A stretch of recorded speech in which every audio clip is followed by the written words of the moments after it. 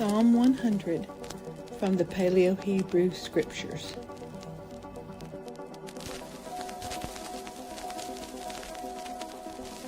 Make a loud noise.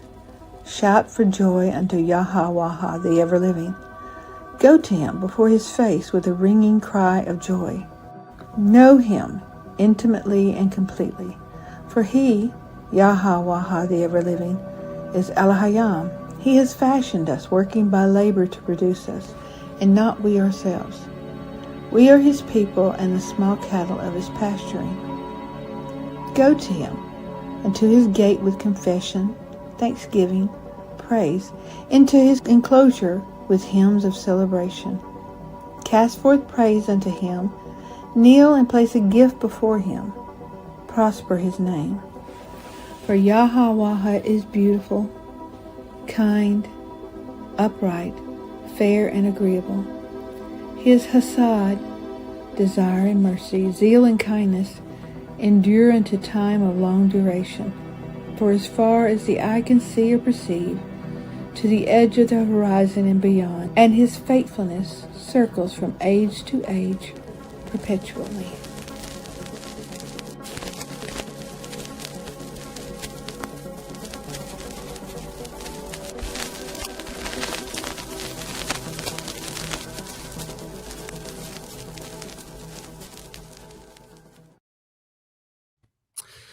The Bible is a controversial book, and I happen to like it that way.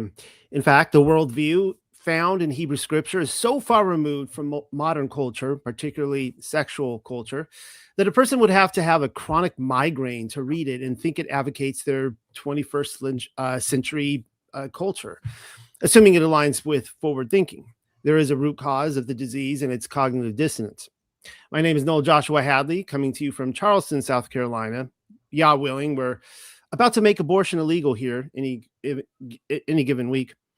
Joining me today on a roundtable panel of fine gentlemen is Grant Easter. It's his first time at the crossroads of the unexpected cosmology. And so please, everyone, welcome him to the community. Also here to discuss sex and the Bible is my friend and author, Pauly Hart, coming to you from Savannah, Georgia. He needs no introduction. So stay tuned, and you can expect a wide range of topics, which may or may not be included today, and are certainly not restricted to the following: Ona and sin, feminism, romance, the roles of men and women, polygyny, concubines, temple prostitutes, and adultery.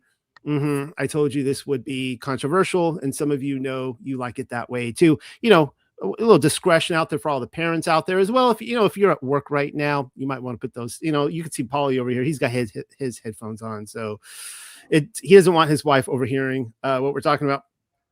I want to remind everyone that my panel guests do not necessarily agree with each other or with me. This is not set up as a debate. It's intended as an open discussion and an exchange of ideas for educational purposes, maybe a little entertainment too. Grant has limited time, and I want to respect his schedule, so we're going to start with him first. But first, I do want to point out that one of the great ways you can help this ministry, support this ministry, is through the Tuck Book Club.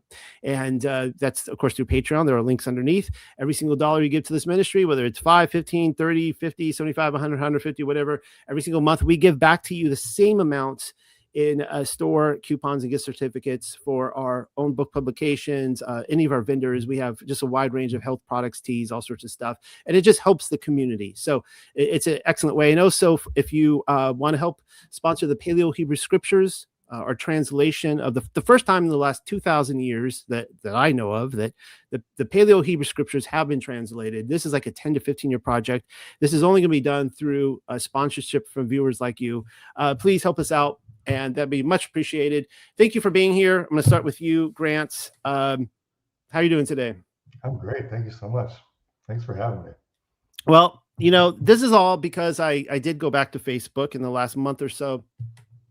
And I took like 5 years off, pretty much Facebook, and I'm going through the feed, and you keep coming up, keep popping up. I'm like, who is this guy? And you were putting out some really awesome videos, discussions on there. I was enjoying them. I'm one of those stalkers that I don't go hit the like button or that sort of stuff very often. So I like to be stealth in my appreciation of people. So we're going to start. We're just going to go down a list of topics, and I want to get your thoughts on this. And again, as a reminder, if you need a chapter and verse, I could pull it up right here, Bible Gateway on the side. We could read from anything you would like. I want to talk about the origins of women, or women as helpmeet. And I don't want to spend too much time on this today, but I'm curious on your thoughts. Are we dealing with old earth, young earth? Are we dealing with many people, or just Adam and Eve? What did Adam look like before Eve came along? All right. The look like thing. Oh, that's a whole different topic, all right? It is, yeah, I know. There's so many ways we can go today. Yeah, I've got a lot of ideas about that, but most of them are going to be ideas because obviously Genesis only tells us so much. It's a super brief synopsis of what happens, but yeah. So I think it's a young Earth, so around 6,000 years old or so, and then that it was just Adam and Eve in the garden. Okay, Pauly, what about you? We young Earth, old Earth, Adam and Eve in the garden. Other dudes and ladies walking around, or is it just them? I believe that throughout the Bible, you find that he takes people and puts them in certain things, like Noah in the boat, like the tribe of Israel from the Babel. And I think that Adam and Eve or Adam and Ish. Adam and Ish are in Genesis 1, and you find Hadam in Genesis 2. And so I believe that there was Adam, and then later Adam and Ish, which just means another me, in the garden. And then I think that's where maybe, Cain, Abel, and Seth got their wives, was from the Hadam, which just means a man is Adam, and then Hadam means the men. So I do think there was a separation, but I think that only Adam and Eve were the ones with the Nefesh and the Ruach, because he both made them and formed them and then breathed into them. So I don't think the Adam had that. So I'm a young Earth. I believe it's around 6,000. I just go back from kind of like Chabad.org. I'm not a Jew, but I do believe that they've got the pretty good timeline, going back to 5,700 years or whatever. And so I believe that they didn't have belly buttons, that's for sure. And so you got mud balls and spare ribs walking around doing the thing, and then they sin, and then they get kicked out, and then they have to live with the Hadam. That's the skinny for me. All right. So if I just recap there, you got Adam and Eve. There are other people, correct? You've got Adam and Eve in the garden. There's other people on the earth, correct? Yeah. And that's where they got the rights. Okay, cool. Now I'm going to throw a little wrench in this, and of course, as you guys know, this is a debate, just a round table. I used to be, for years, I grew up a young Earth creationist, and probably about 3 or 4 years ago, I started changing my thinking, and now I'm more prone to old Earth. And of course, I do think there were many people on the earth that, but Adam was a unique creation, separate from the other humans on the earth.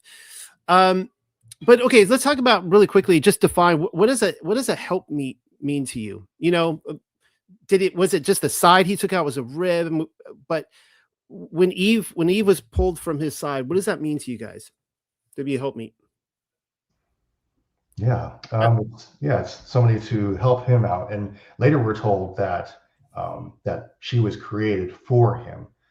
In other words, like she was the reason, or he was the reason that she was created, because God noticed that it was not good for man to be alone. It's the first time he says that something is not good. And so it was imperative for him to create another sentient being to assist him. And I've done a study on this too. I don't have my notes with me about it, but later on, we see that same word for the word helpmeet used with Yah. He actually says that he is a helper in that same way. So it's pretty fascinating. Yeah, it is. Okay, that's good. And would this go into the model of maybe I could even pull this up real quick for you guys if I could find it here, of the model of Messiah being head. We got, like, say Christ here, got the husband, got the wife, and the children underneath. Would you say that's a fair assessment? Like, Messiah is our helpmeet, but then we have over us, but then we have but of course we're under his authority, but then we have help meet under us. Would you say that's fair enough? Yeah, I like that. I like that This is model. part of my stealth mode, Grant, when I was going on, and I told you I was going to steal some of your videos and things you were sharing on Facebook. Okay, well, let's talk about, because I really want to get into feminism and modern male-female relationships and how it seems to be very different, because anybody can look. The problem is that it's the same thing we see with Yahshua, or I don't know if you pronounce Yeshua or Yahusha or however you pronounce this, Grant. But let's just go for sake of argument, Jesus. That you see all these Christians, like the Depeche Mode song, "Your Own Personal Jesus." Everyone has their own personal Jesus. Everyone has their own personal Adam and Eve too. Like anyone could just pull from this and go, I'm going to construct my own version of what I think they look like to accommodate my modern lifestyle. And one of the things I want to do in this is to show how very different biblical sexuality truly was. So my next question is, what does it mean becoming one flesh? Ooh, And this goes to you. This goes to you, Grant. Okay, thanks. Yeah. So it's different from becoming one in spirit, or like just unified, because of the specificity of it saying flesh. It does specify flesh versus becoming one in unity, spirit. Like the Messiah later says in one of his prayers to his Father, he prays that we can become one just as he and the Father are one. Obviously, it's not physical. But in this case, concerning flesh, it is physical. And since men only have one appendage by which to become one flesh, that's where that comes from. Yeah. Now, the word there is ikad, of course, and Yahshua prays that we would be, of course, ikad with him, right? Just as, and with each other, just as he is with his Father. And this is one of the, I guess we'll just put a bookmark on that, because when we're going to talk about polygyny in a little bit, and I've seen this argument go both ways, and the anti-polygyny crowd will use this to, but I don't think it fares well on their side of the argument. One of the things I do want to point out is the fleshly element of this. Now, because we're going to be talking a little bit, and there is kind of an order to this discussion. We'll be talking about polygyny. We'll be talking about prostitution, adultery, fornication, all that kind of stuff, and having you guys define this for me. But what's fascinating about the becoming one flesh is that little baby Cain and Abel would have looked just like their parents. And even though you can't really define it in this way with Paul's letters, because he defines it more as a kind of a spiritual mystery of becoming one flesh. I'm curious on you guys' thoughts on this. Would you guys say it's a fair assessment, or can we not find chapter and verse with this, that becoming one flesh is literally having children? I mean, I would look at, I have 3 children. I don't know if you have any children, Grant, but I would look at my 3 children. I have 2 sons and a daughter, and say, wow, my children look just like me and my wife. That is the flesh of me and myself and my wife coming together. So if we go back to the first instance where we see one flesh, which is of course in creation, we see that the precedence, what happened just before that, is that Adam was noticing, hey, she came from me, and she is bone of my bone, flesh of my flesh. And that's where he comes up with this term. He says, therefore, a man shall leave his father, because they were one. They were literally, a single unified being at some point, even though she wasn't, conscious or anything like that. But she was taken out of him for him. And so this is a very unique, no one ever has been created like this ever. This is the only time that it ever happens, that we ever hear about this. And so this is a very, very unique situation. And I think that's why he makes his declaration. He says, a man shall leave his father and be joined to his wife, and they shall become one flesh. In the same way that even though she was technically in him from the get-go, they got split, but they're unified, right? it's like they were one flesh to begin with. How do you envision that? Pauly and I were talking about that before you jumped on, before we went live, and I was asking him his thoughts on this. And how do you envision that, Grant, that Eve and Adam were they one body together but two separate beings? I mean, I'm just curious, like how do you see that? Yeah, so really the entirety of mankind came from one man, not from a man and a woman, but from one man, because even she came from him. So, so like I said, this is a very, very unique thing. And of course, the Messiah is later called the second Adam, right? He doesn't actually have any kids though. But in the same way, like we all are going to continue to exist because of him. So I think there's a relationship there. Okay. Pauly, you want to add anything to that? I would say that, as asked in the chat by Being Married 94, I would say that a marriage without children is just a marriage that doesn't have children yet. And if you choose to have that, that's fine. But I believe that children are the fruit of the tree of the marriage. And so I don't necessarily see that as this is what this is, but it's more a proof of concept type of a thing. I believe that the first Adam, the Adam before Eve was taken from him, was a more of a different being, not really androgynous, but without any sexual qualifications. There was, maybe more testosterone, there was an estrogen, progesterone, etc. But I believe that there was a full man. Like, I don't believe the corpus callosum was relegated at all. I believe that there was more of a metaphysical wholeness to this. And I wouldn't necessarily call Adam before the split man, but he was the man. And then the representation or the lesser form of the man after the split or the division thereof, because I don't think rib means just rib. I think it means a whole side, a side of Adam was taken away. And then this helpmeet helps this, but this helpmeet also helps this, because without this, there was no this. Without this, there is no this. And so just as in the New Testament, when Yeshua said, listen, you err, because after there is no male or female.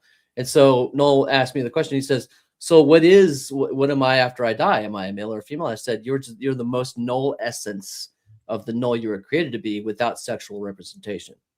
So not intersex or hermaphroditic, but anti or negative or negated away from, and then you just take the true essence of the null and put it into the spirit realm.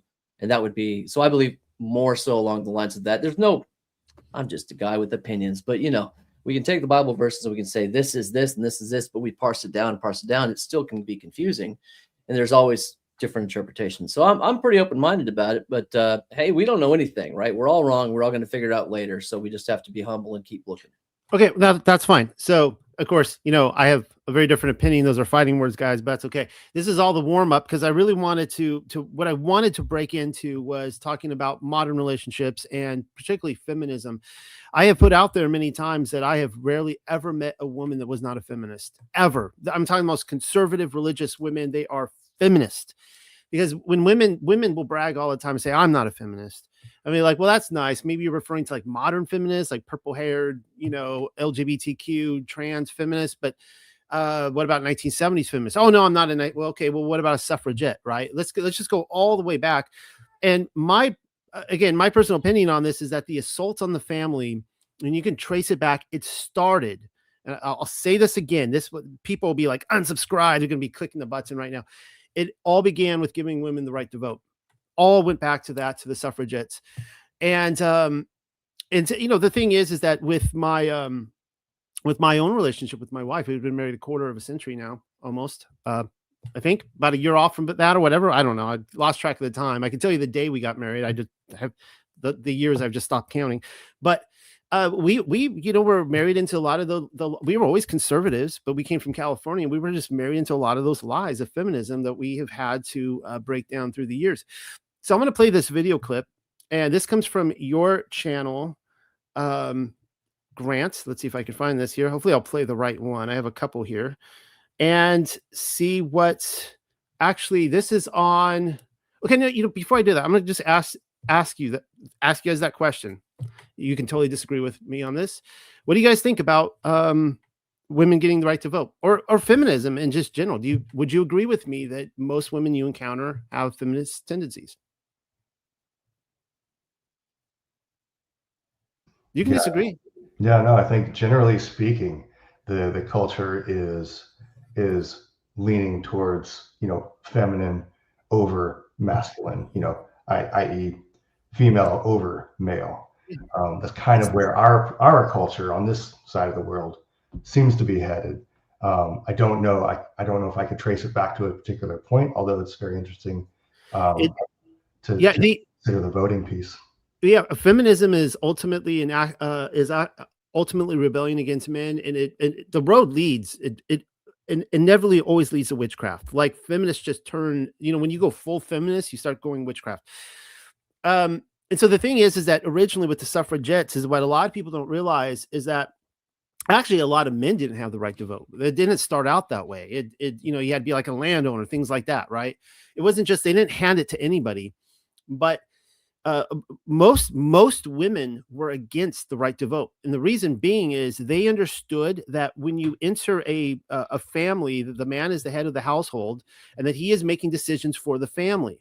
And they understood that the liberal agenda was they wanted to break up the families, and they wanted to get the women voting away from the husband. And so now you've got a household divided. And so now the man is no longer the representative of, in that umbrella model I showed, he's under Messiah, but now he's no longer head of the household. And the thing is with liberalism, they strive off of broken families. The more broken they can get the family, the more they strive in the political arena. So obviously now the conservative movement, there's a growing I think a consciousness of this, but they realize like we can't go back to that because it's the end for conservative power in any way or shape or form, because they're just going to keep breaking up families. So the greatest thing we can do for our civilization is to have a healthy man and wife and children. Like there's no better way to rebel against this culture than to do that. I'm going to play this video clip real quick, and then we'll discuss this. This comes off your Facebook page, Grant. There are 3 things that happen when you constantly test a good man. Number 1, he shuts down, just a slow, quiet retreat. He stops opening up because everything he shares gets weaponized later.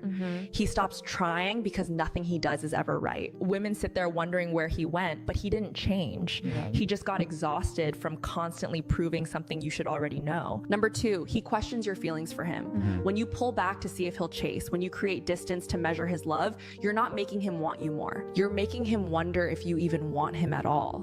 That cuts deeper than you think. A man can handle a lot, but feeling unwanted by the woman he chose, that's a wound that doesn't heal easily. And number 3, he finds peace elsewhere. Not another woman necessarily, but he'll invest his energy where it's honored. His work, his purpose, his friends. The parts of his life where he doesn't have to prove his worth every single day. And once a man checks out emotionally, it's almost impossible to bring him back. Here's what women don't understand.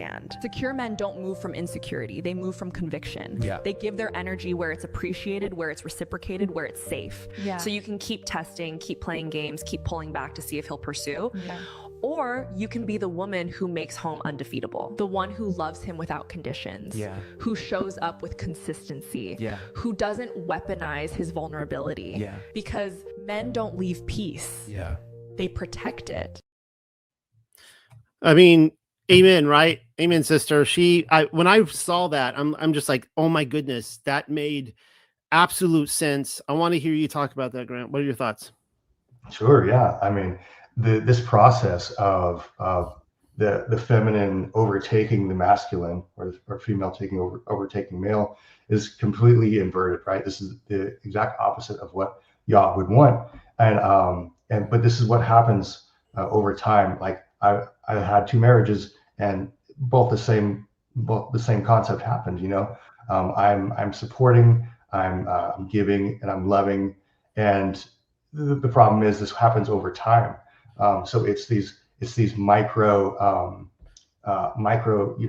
levels of disrespect, or levels of lack of trust that accrue over time, and over time, you get to a point where she doesn't really trust you to lead, even though you've been leading the whole time. She questions so much, she starts to be disrespectful. And I think one thing that I need people to realize is that men need respect. It's not option. It's not optional. It's something that we actually need. We're built to need it, and we thrive off of it.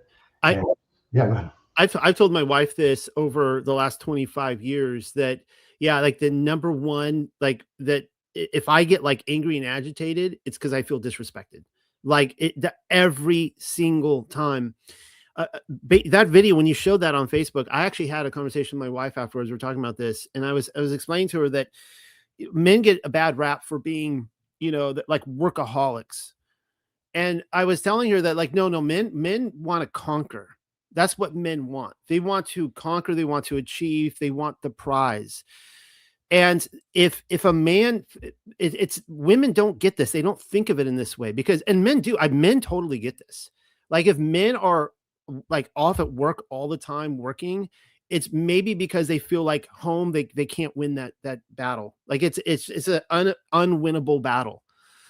And the other thing too, we were talking about, and then, well, of course, this is where she says in there, she's like ladies, like let's make the home desirable for them to come home and conquer us, right? And that because that's what men want. When men want that.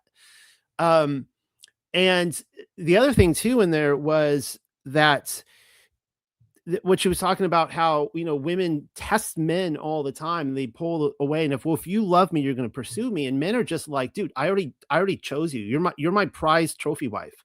Like, what are you doing right now? Like, and that is extremely damaging to men's psyche, and this is why when women do this, we're like, okay, we'll just go put our attention somewhere. She says it doesn't necessarily be, might not necessarily be other women, but it could be. It could end up going in that direction where men's like, I'm gonna go get another woman who's actually going to honor me and appreciate me. So, any more on that? Yeah, once they start with the mentality of they don't need a man, then I don't know where that crept in. Maybe you've done more research on that, but and yeah, maybe it probably started around about the same time as that. But and I don't have the numbers here, but like the numbers of this child or fatherless children, they're the ones that grow up to like do the most harm in society. Oh yeah, absolutely. Because they don't have that positive masculine figure in their life, and that's the real problem is that that modern femininity teaches that a masculine role model is not required, whereas statistics will show us the exact opposite. Things are so much better with a positive masculine. That was one of the things too that's come out a lot recently with the African American population under the Jim Crow laws, which of course I'm not supporting Jim Crow laws, though I will say, because I grew up, I will say this really quickly. We're not talking about races today, but I grew up in Southern California, grew up in Long Beach, ghetto, certain streets where you lock your doors, duck and cover, you don't go down certain blocks, you don't dress in certain colors. The people there, have grown up in those neighborhoods, have never left. They will die by the time they're 24 type of thing, and that's how I grew up recognizing the African-American population. And I remember the first time for business, I started traveling to the American South, and I started meeting some older Black people who had actually would talk to me about how they were actually marched with MLKJ. They had the dogs stuck on them, the hoses, and they did the marches, and they went through the Jim Crow laws, and they were like, they had this identity that they were so just respectful and amazing human beings. I had never experienced that before. And so the point here is that back then in the 50s, the 40s, 50s, 60s, they had these family units, and then they all broke up. Drug culture, they all had no daddies, and it has become what it's become today. So going back around to your point there, I want to play this video. I'm going through this really quickly. You see how the time just flies by because I want to respect your time, Grant. One more video that I have that I want to play, and then we'll comment on this. This one, of course, has to do with romance? Why is romantic love such a bad thing? Because it puts unrealistic expectations Okay. on a relationship. Romance is about wining and dining. It's Right. about, and let's be honest, romance is about making women happy. There's nothing in the romantic model that says true. a man has to be happy at all. Yeah. The romantic model says a man has to produce. He has to produce jewels. He has to produce nice things. Right. Look at the model of how proposals go in the West. Everybody has that image of their mind of a man down on his knee, bearing a gift, jewelry that's supposed to represent 3 months of his salary. It's all set up. It's all arranged in advance. That's romance. Romance is laying rose petals at her feet. Romance is talking to her. Worshipping women. It is a worship. Gee, what could go wrong there? Long term, if you start a relationship with that kind of unrealistic expectation, that only thing that matters is elevating her. The only thing that matters and is her that's why happiness. you get these women saying they fell out of love. Absolutely. Because they came in with the expectation of romantic love. And women aren't particularly romantic. Men are. Yeah. Men are the romantic ones. I work with couples. I work with men post-divorce. It's always the men that are devastated by it, the broken heart. I mean, I see it affects women too, no doubt. But for most guys that I work with, by the time the divorce rolls around, she's doing well. Got a new boyfriend. Right. Probably had one before they ever broke up. She monkey branched right out of it. And women tend to do their grieving while they're in the relationship, and then they're done. And then a guy is like, oh, it's over now. Then he starts grieving. All right, I'm going to give you first dibs on this, Grant. What are your thoughts on that? Yeah, it goes back to the inversion of the model that we saw earlier with the umbrella, so somebody asking what monkey branch is. It's also called branch swinging, and it's primarily a female, I don't want to say trait, but I guess trait. It's basically where they will go from one relationship straight into the other, but there's no lapse, there's no time in between. In other words, it's right into the other one. But yeah, I mean, more to the same point, this is just an inversion of how it should be, and I get a lot of like mean comments when I bring up, a man should not be bowing before his woman that he's going to marry, because, we hear that women are the prize, but, majority of our culture does not teach that women bring things to the relationship that are beneficial, and so I think in the reality, men are the prize, because we are the providers, we are the stable ones, we are the protectors, and we have those traits inherent to us too, by the way. Yeah, to one of the commenters on there, yeah, I do believe chivalry is akin to romance, but I think the point here too is that I totally agree with that guy. I mean, I was just like, the first time I heard the video, I'm like, yep. And I had just had a conversation with my wife about this, and I was telling her before I watched that video that I'm like, men are more romantic than women. Women think they're romantic, and they're not. Most women are not romantic, and their idea of romance is demanding it from the man. Men are romantic creatures, hands down. I mean, I'll just say it, my wife will too. Between us, I'm the romantic one. But the thing is too, is that the danger, as he points out, and would you guys agree? I'll throw this out to both of you. When you read the Bible, would you say that I mean, some people have argued that romance is more of a Greek invention. I mean, what are your thoughts on that? Do you guys see romance in the Bible?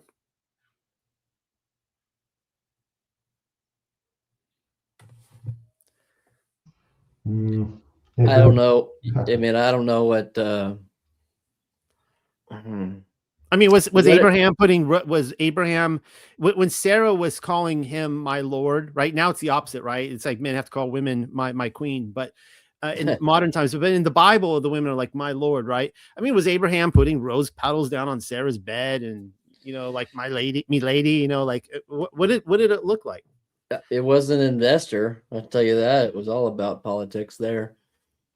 Was it with you could argue Song of Solomon. However, what we've seen with Pam, you were there for it, Pauly. What we saw with Pamela's translation, that it may not be the case at all. It was a hot mess according to the translator.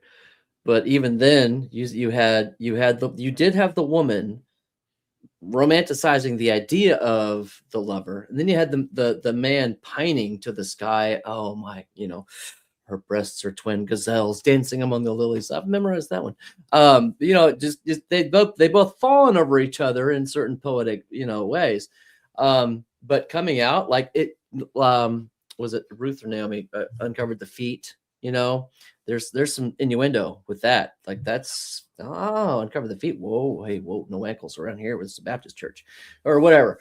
And so, there. I believe that there is some romance. I'll remember that. I'll remember that next time my wife wants to be romantic. I'll be like, uncover my feet. Yeah, you better show us some ankle. Just don't. No, uncover my feet because you're talking about. Yeah. Anyways, I'll be my feet are right down here, honey. Pentecostal Holiness Church, you'll get kicked out. That's for sure.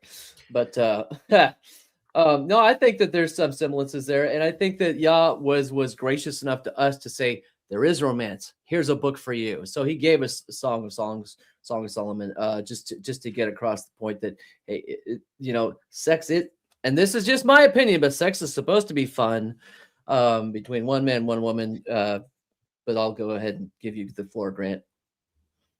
All right, thanks. Yeah.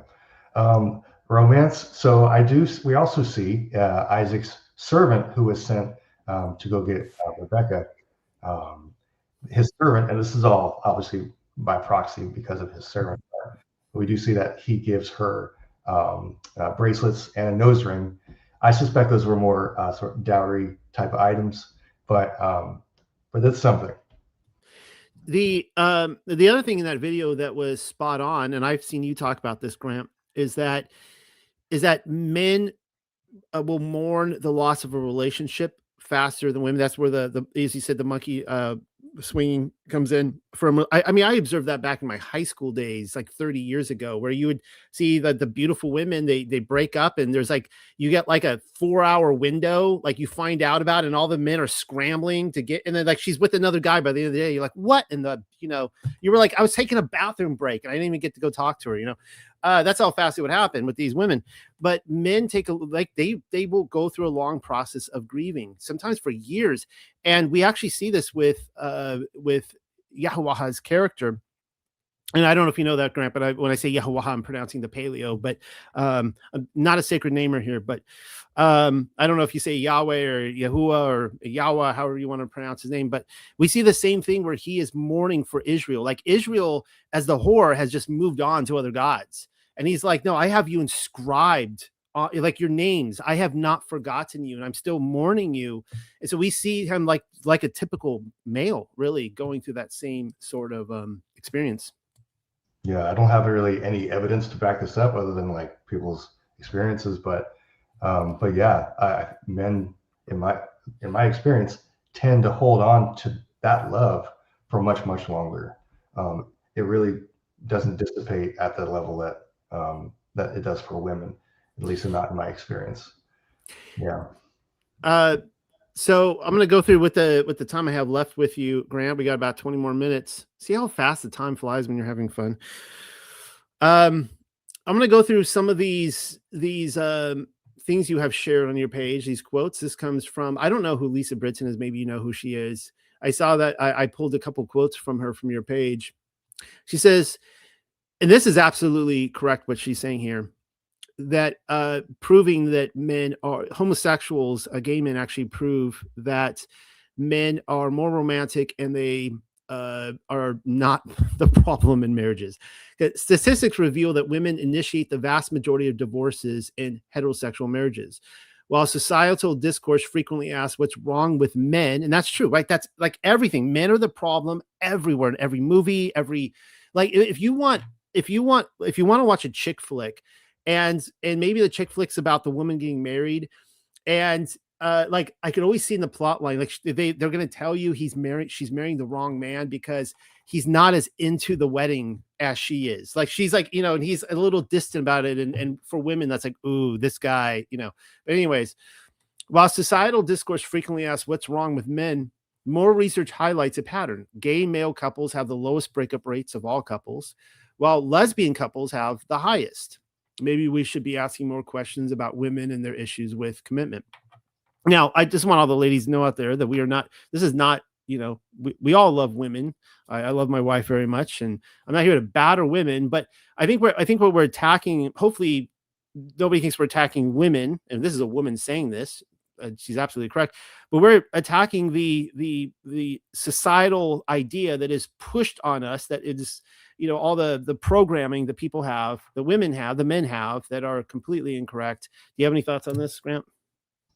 Yeah. So, I mean, most people want to go to the man to figure out what's wrong, and these type of subjects are kind of a two-edged sword, because men, generally speaking, that we do have more responsibilities on our shoulders, and so for even, like, I would say, feminism, or the rise of feminism rather, ultimately men are responsible because we're allowing it to happen.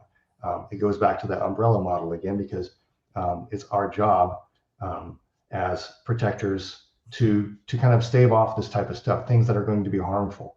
And so ultimately it is a mankind problem. So on that front, you can ask, what did the man do wrong? But on the other side to it is, it does take two to make a relationship work, right? Two sides. Yeah, absolutely. So I don't think there is enough being asked of women to fulfill their role, to do their part.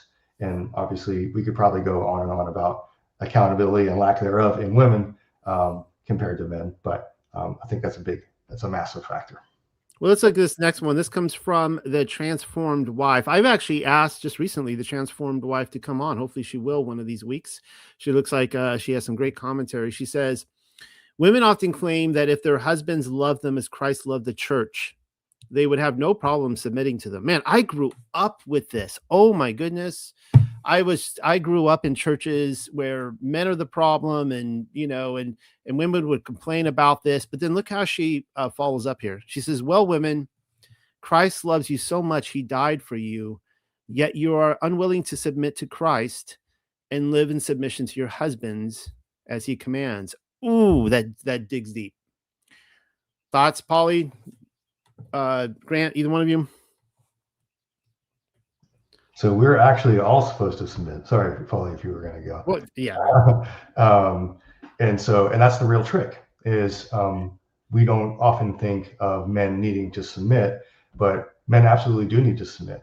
But it's not to her; it's to the Messiah, right? Yeah. That's who we're supposed to be subjected to, right? And then again, the model next level down would be the woman or the wife being submissive to him. So it all goes that way. Where this really hits home for me personally is that for years, I would say the first 15 years of my married life, I was, and I still am, but I was so passionate about getting young married couples off to the right start that I led young married ministries in my church.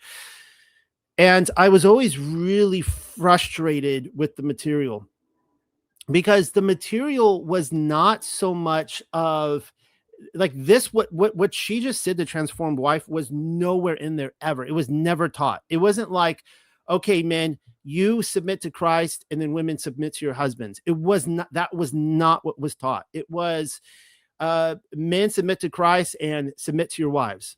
Pretty much. It was, maybe not those exact words, but men, you are constantly the problem. Men, your problem is that you don't make yourself attractive enough to, for your wives to even want to submit to you. It's like, no, actually, if the guy is submitting to Christ, if that's like, if he is under the king and he is a servant of the king, then where's the help me come into this? So, what's funny about this video? I've been watching, people started coming into this video early on, like, ooh, this looks juicy. What are they going to talk about? And then like, people are like, yeah, unsubscribe. They're like leaving. They don't like this. Pauly, do you have any thoughts on this? I have so many thoughts. But Grant, I don't want to steal your time away, bro. I know you're a busy man. But I just have so many thoughts. I do. I believe that as healed, perfect beings in the great hereafter, when we live under a perfect theocracy, and we are neither men nor women, but we are the things, that we are co-heirs with Yeshua and joint heirs with him, and we are equals on equals. And so in that perfect world, man, man and woman doesn't really, it does exist, but it doesn't really matter. So I guess when it comes down to feminism, I'm a cultural feminist. Everything else perceives the differences and inherents between men and women. I believe in nurturing traits. I'm superior. And so in that way, I'm also a complete racist. I might be the most racist person you know, because I believe that the pygmy can't live where the Messiah live, and the Messiah can't live where the pygmy lives. The pygmy are very short and they hunt wild javelina, and the Messiah are very tall, so they can jump up and down and see over the grass for the lions. So in that way, I recognize the races that we are. I guess there's only two races. There's a male race and a female race. And when those two become one, with fruit or without fruit at the children, when they become one flesh, then they are suddenly they're a new thing. They're a new creation. That's why I don't go join to the Proverbs 7 women down the street. The thoughts, that hoe over there. I'm not gonna go, screw a mentally handicapped person, because anybody who doesn't know she was mentally handicapped, in my opinion. But I'm going to just join myself and maybe just lust after the one lady that I put a ring on her finger, and in that way I can become a fully realized, flowering, blossoming thing in the kingdom. And I tell my wife this: I'd say, Jennifer, because her name is Jennifer, I say, Jennifer, there's three of us. There's you in this relationship, there's me in this relationship, and there's us in this relationship. And sometimes I have to work on us, and I'm ignoring you because I'm working on the old lady you 80 years in the future that I want to sit on the porch swing and work on. So I'm taking from you now and tithing to the future. I'm going to work on the us now. Or, Jennifer, I need you to work on me. And so in that way, when I submit to her needs, wants, desires, 3 levels, or I can work on the needs, wants, desires of the us in the present or the past or the future. And I say the past because I waited 25 years to give my virginity to my first wife. And I was robbed and went down the trail, and it was a mess. Maybe I can get into that one day. But in the same way, I went through the horrible cycles and I began to heal. And my wife, Jennifer, waited for marriage to give me that blessing. And so I am her first, and I will be her last if I have anything to deal with it. But she's my reward. For those that diligently sought him, I prayed and prayed and prayed and pressed in and sowed good seeds literally into my first, and I thought only. And when that was stolen away from me by desires of the flesh, evil thoughts or whatever workings, by whatever party, then I said, well, it's all in your hands. So he's blessed me. He's come back and he's given me back what the cankerworm and the locusts have stolen. And so I am going to, for all intents and purposes, only plow one field, because this is the field that I chose. This is the pearl of great price. This is the one that I have chosen, and everything else, I choose to take everything I have and put it into this one thing. So I do have to submit to that. I submit to my choice. I submit to Yah's choice over me. I submit to her, in that when I'm stupid and she has a word from Yah to tell me, I have to submit to her. If I am stupid and she says, though the Bible says this, what are you doing? I'm like, okay. So am I submitting to the Bible or her? In that instance, I submit to her because of the Bible. But when she's stupid, I'm going to tell her the same thing. Hopefully she submits to me. So she's going to love me as much as she can, hopefully as Christ loved the church, and I'm going to love her as Christ loved the church. So I do recognize that the intrinsic role of male and female in society are different, in physiology are different, in mental processing are different. We're hunters, they're gatherers. We go kill the mammoth, they go make the cave pretty and clean it and pretty, and so they nest, we forage. And so we are very different, so succinctly different for a purpose, for a reason. We're expendable. Do the thing, done. Now, do that thing, done. They're like, yeah, but what about this and that and the other? And it's because that's their mind can process all that. We can't process that. No, we're men are kind of dumb. I mean, really, like untold fathoms of dumb. I'm like, what did you say, honey? I wasn't listening. I was drilling this drill in. Why don't you ever listen to me? Well, because I'm not built like that. So I submit to her when she has more awareness and more understanding and more vision, more purpose, more mission. And she submits to me when I have clearer direction and path and a better roadmap. Awesome, Pauly. Awesome, Pauly. With the few minutes I have left with you, Grant, I want to start get into what we, and this, if you ever wanted to, we could come back and we could finish this conversation. But and you tell me when you need to go. But let's talk about adultery.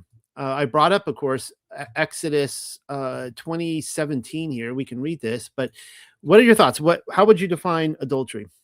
Yeah, sure. I like to stick with a biblical definition of it, and it always involves a married woman. That is a key element of what biblically defined adultery is.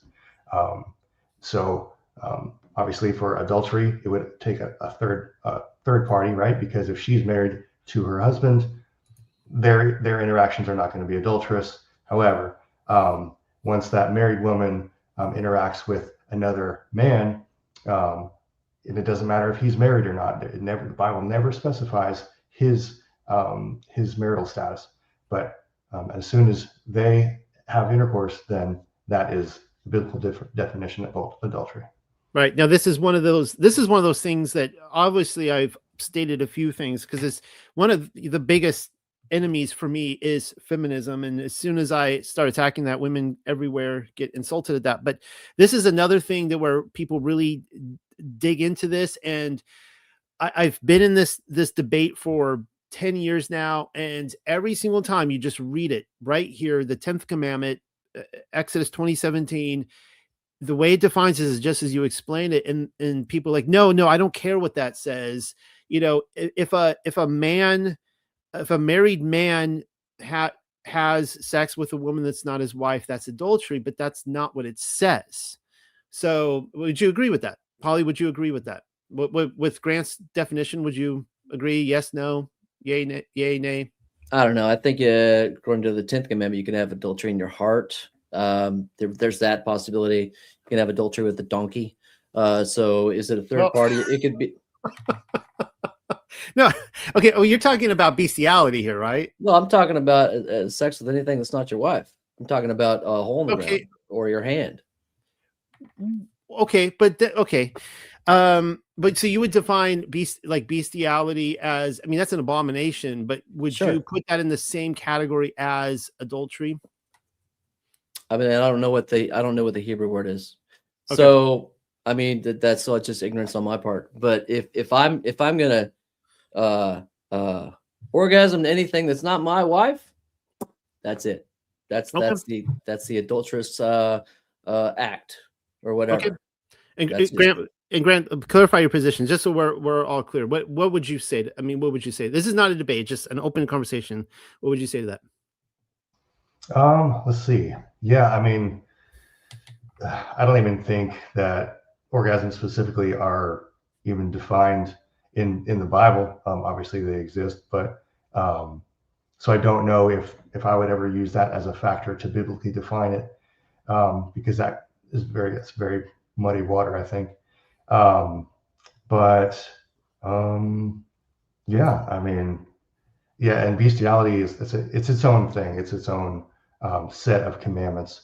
So I believe that all of the commandments are still valid, and so there are, of course, bestiality commandments independent of commandments such as adultery or the 10th commandment. Now, obviously, to your point, Pauly, that I think all three of us are in agreement that Messiah's words, I'm just going to assume for grant here that adultery begins in the heart, just like murder begins in the heart, and that it's what I call hardcore righteousness. Somebody can argue however we define adultery. Let's say let's just say for sake of argument, it's intercourse with another married woman. Whether I'm married or not is irrelevant at this point. And I could say, like, this is the only way that this would ever happen is if somebody like took me captive, put me in a cannon, shot me into another person's house, and I landed on this, whatever. Just like it's never happened, right? I've never committed adultery. And Messiah's like, well, that's great. Well, have you lusted, right? That's a completely different level of righteousness here. All right, let's go into this though, into Onan's sin, because I've seen you attack this, Grant, and is Onan's sin, because I'm with you on this, and I've never been public on this. I've let people make their own decision on this, but I too have searched scripture for, as you just mentioned, masturbation. I have searched scripture for that. I think you said orgasm. I think Paul used the big M word, and I can't find it. I cannot find it in there. It is eerily absent, this idea of oral sex or anything like that. And so, Grant, would you say in your analysis that Onan's sin has anything to do with masturbation? No, and I think that much should be clear based on the account we have. Yeah, he was having intercourse. You know what I mean? It doesn't necessarily indicate specifically that he himself finished the deed. It just says that he spilled his seed outside of her. And the reason why that portion is so important and something to be highlighted is because what was happening is he was not fulfilling his duty of the Levirate marriage. So the Levirate marriage, to sum it up really quickly, is if two men or two brothers dwell together and and one brother dies, even though he's married, and they don't have any kids, it's the duty of the surviving brother to take her as a wife, to go into her and to produce offspring for his dead brother, to carry on his lineage. And so that's what was happening in this case. And it's the exact reason that Yah destroyed Onan on the spot, because he knew that he had no real intentions of carrying forward his brother's lineage, which is a very evil thing to do. Right. So it wasn't about kind of like oral sex or some sort of sexual stimulation or anything like that. It was the fact that he was refusing to follow through with his duties, which is laid out in the Torah later on. Exactly. Now, Grant, we're coming up on that flew by. I mean, it felt like 20 minutes to me. I was like trying to get through all this, and we got through like a third of the notes I wanted to get through. Do you need to go? You need to go? A little longer, yeah. You can say a little longer? Yep. Okay. Well, then let's dive into the big one. Dun dun dun. Wait. Before you do that, I agree with Grant on Onan's seed. I think, and someone asked in the chat, so spilling seed wrong. They said it. So masturbation is adultery. It goes to the 10th commandment, and that's where I get the whole, if I lust after the servant or the maidservant, or the donkey or the oxen or whatever. So am I looking at pictures of my wife? Oh, then it's not. Am I looking at pictures of someone else's wife on the Pornhub or whatever? Then yeah, it is. Because that's someone else's wife, or that's someone else's, at least I know that's someone else's daughter. It could be someone else's mother.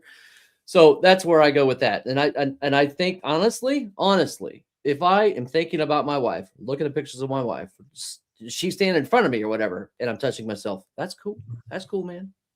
So, but that's just literally where I stand on that. I just wanted to get that out of the air before anybody had any questions about Pauly's a wacko. Yeah, and I know I'm a wacko. But I just feel like I need to throw this out there for the audience that the porn industry is awful. It is everyone keep away from it, avoid it. If if there are demons that are have a hold on you on this, get help. Yes. Any way possible. This is the thing, right? It's easy to. The problem is just because we're looking at Onan sin and saying that's not a justification to throw out these kind of stimulations sexually doesn't mean that we are okaying a different position. I would assume. I'm just assuming for Grant he's on board with that. Yeah. Yeah. Masturbation is independent of porn, which is a whole other realm. But this really, we're all three in the Torah movement, and I grew up in the Baptist church or denominations like that, like many Torah people did. Kind of, I touched on Calvary Chapel, evangelical cultures, and there is always this sense of like sex is icky, right? Like it always comes down to that, and they call it missionary style for a reason. But I was actually surprised coming over to the Torah movement that a lot of this has stayed on. I've had sit down conversations with other dudes, and they want to get into it with me. And my policy on this channel is like, I'm not telling people like what married couples do in their bedroom is none of my business type of thing. Like, you guys work this out for yourself.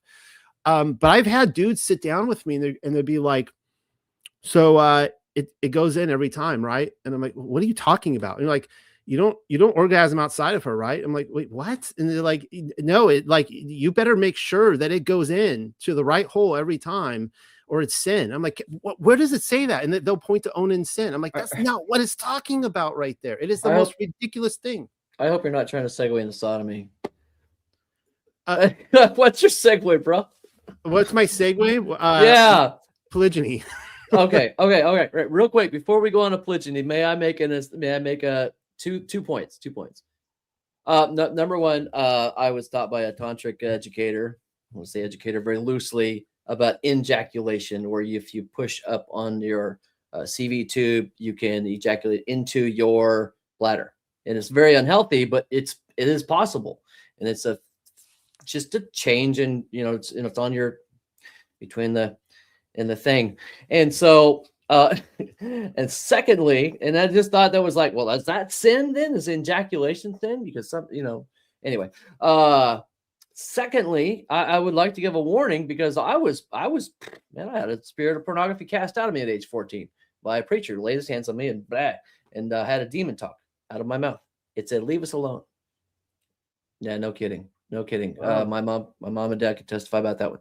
And so I battle with porn my whole life. I still battle with porn. It is a weakness of my makeup, of the Pauly Hart that is here. And so I'm like, oh, okay, don't look at porn. It's like, well, what if I only look at cartoons? That's okay, because then I'm not coveting a person. But then then I'm coveting an object. So is that bestiality? Kind of. It's an object. It's an inanimate object or animate object, or it's a form of visage.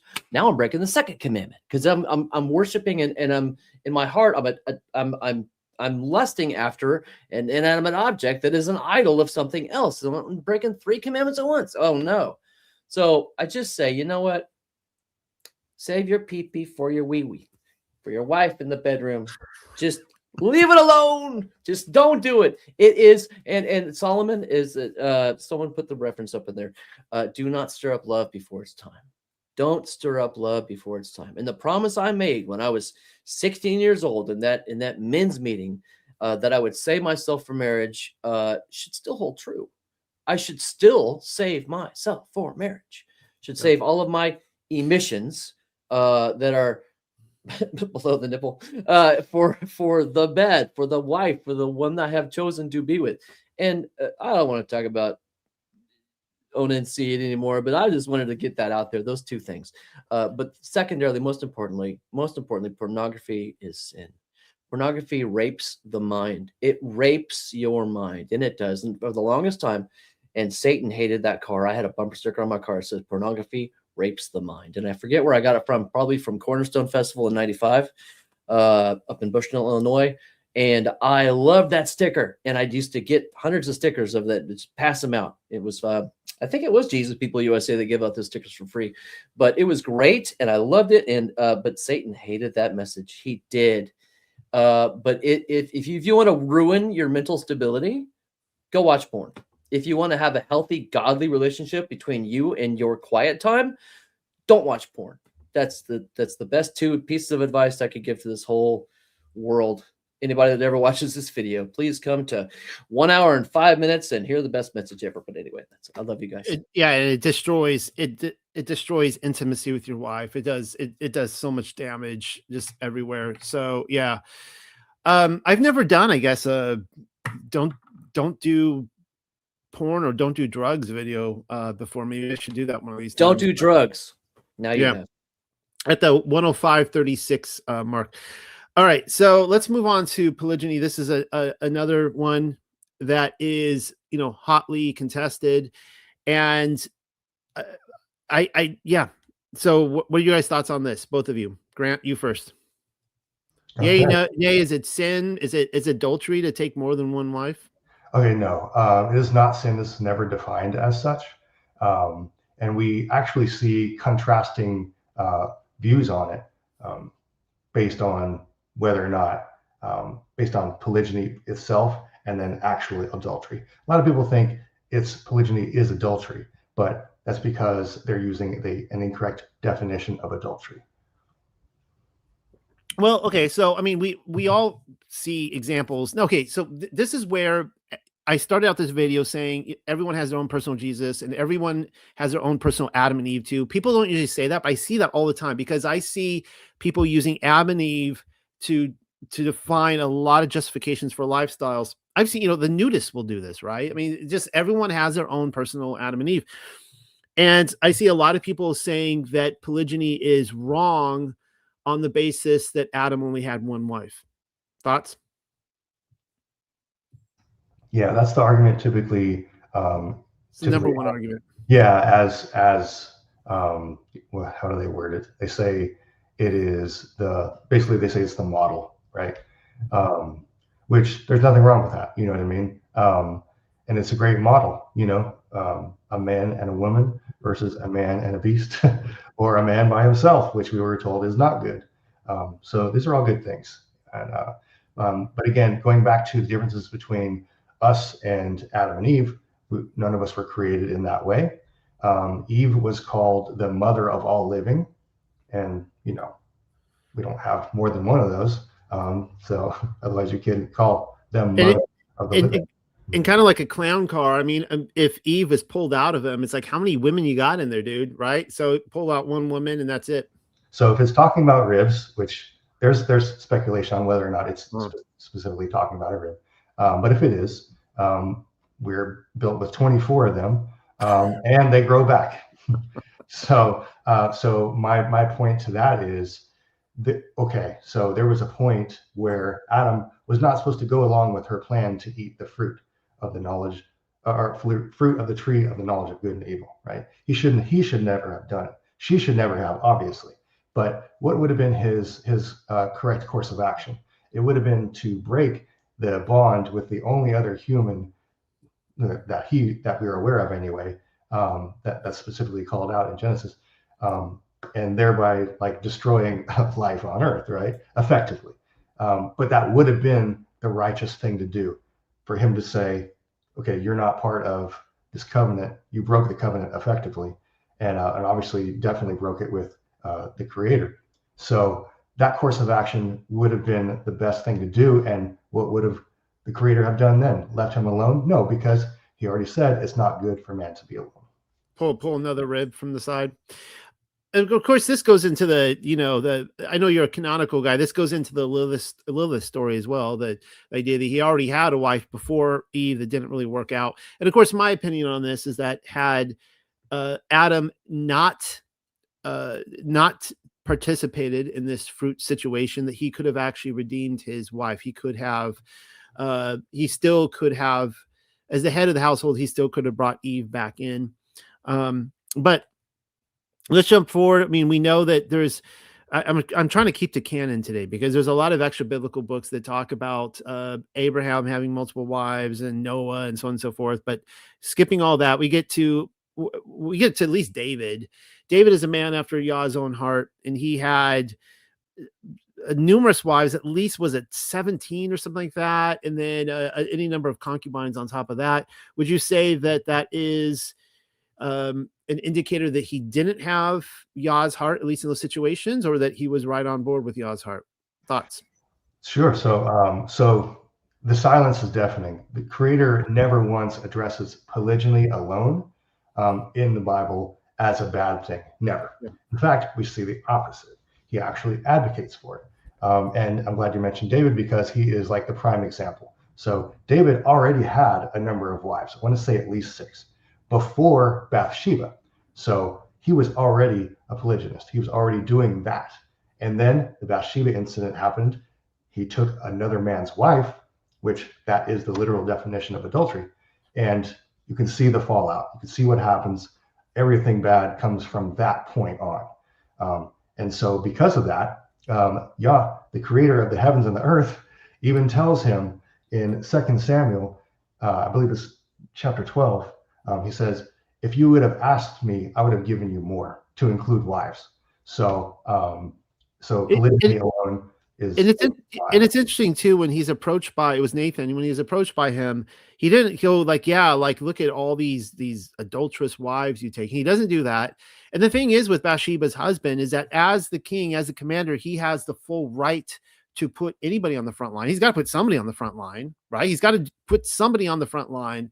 But obviously, clearly, he was doing it for murderous purposes to get rid of this guy, because he had already taken this guy's wife. He had already committed adultery with this guy's wife. So let's spin it though to today, because I've brought this up in the past, that if I were living in the first polygynous household I ever encountered was in Kenya, East Africa. And it was a Maasai guy with 5 wives, and he had a hut for each wife. That compound was insane with children. Pretty scary, because these little kids had these bow and arrows, and they were toy bow and arrows, but they were real wood, real sharp, and they were shooting them at me. And I'm just like, I mean, it could have done some damage. It was really scary. But anyways, that made sense to me in that context. He's like a goat farmer. It takes a village, right? He's got these wives, they're raising it. He's got all these little workers. They're off on their own. They're not in society. That makes sense. I see that. And so going into the context of the patriarch's time, of course, I skipped right over the fact that Israel has 4 mommies. That's always what we have to remember. Of course, Abraham had Hagar, so there's your second wife there. And let me talk about that real quick before I talk about modern day polygyny. And does it work? Does it make contextual sense?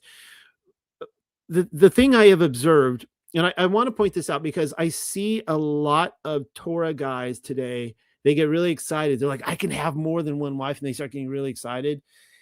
Woman, you're going to submit to me, and I'm going to go get a new wife. Here's my opinion on this. You guys are free to disagree. The thing is that Yah holds us to our vows. We have examples in scriptures that within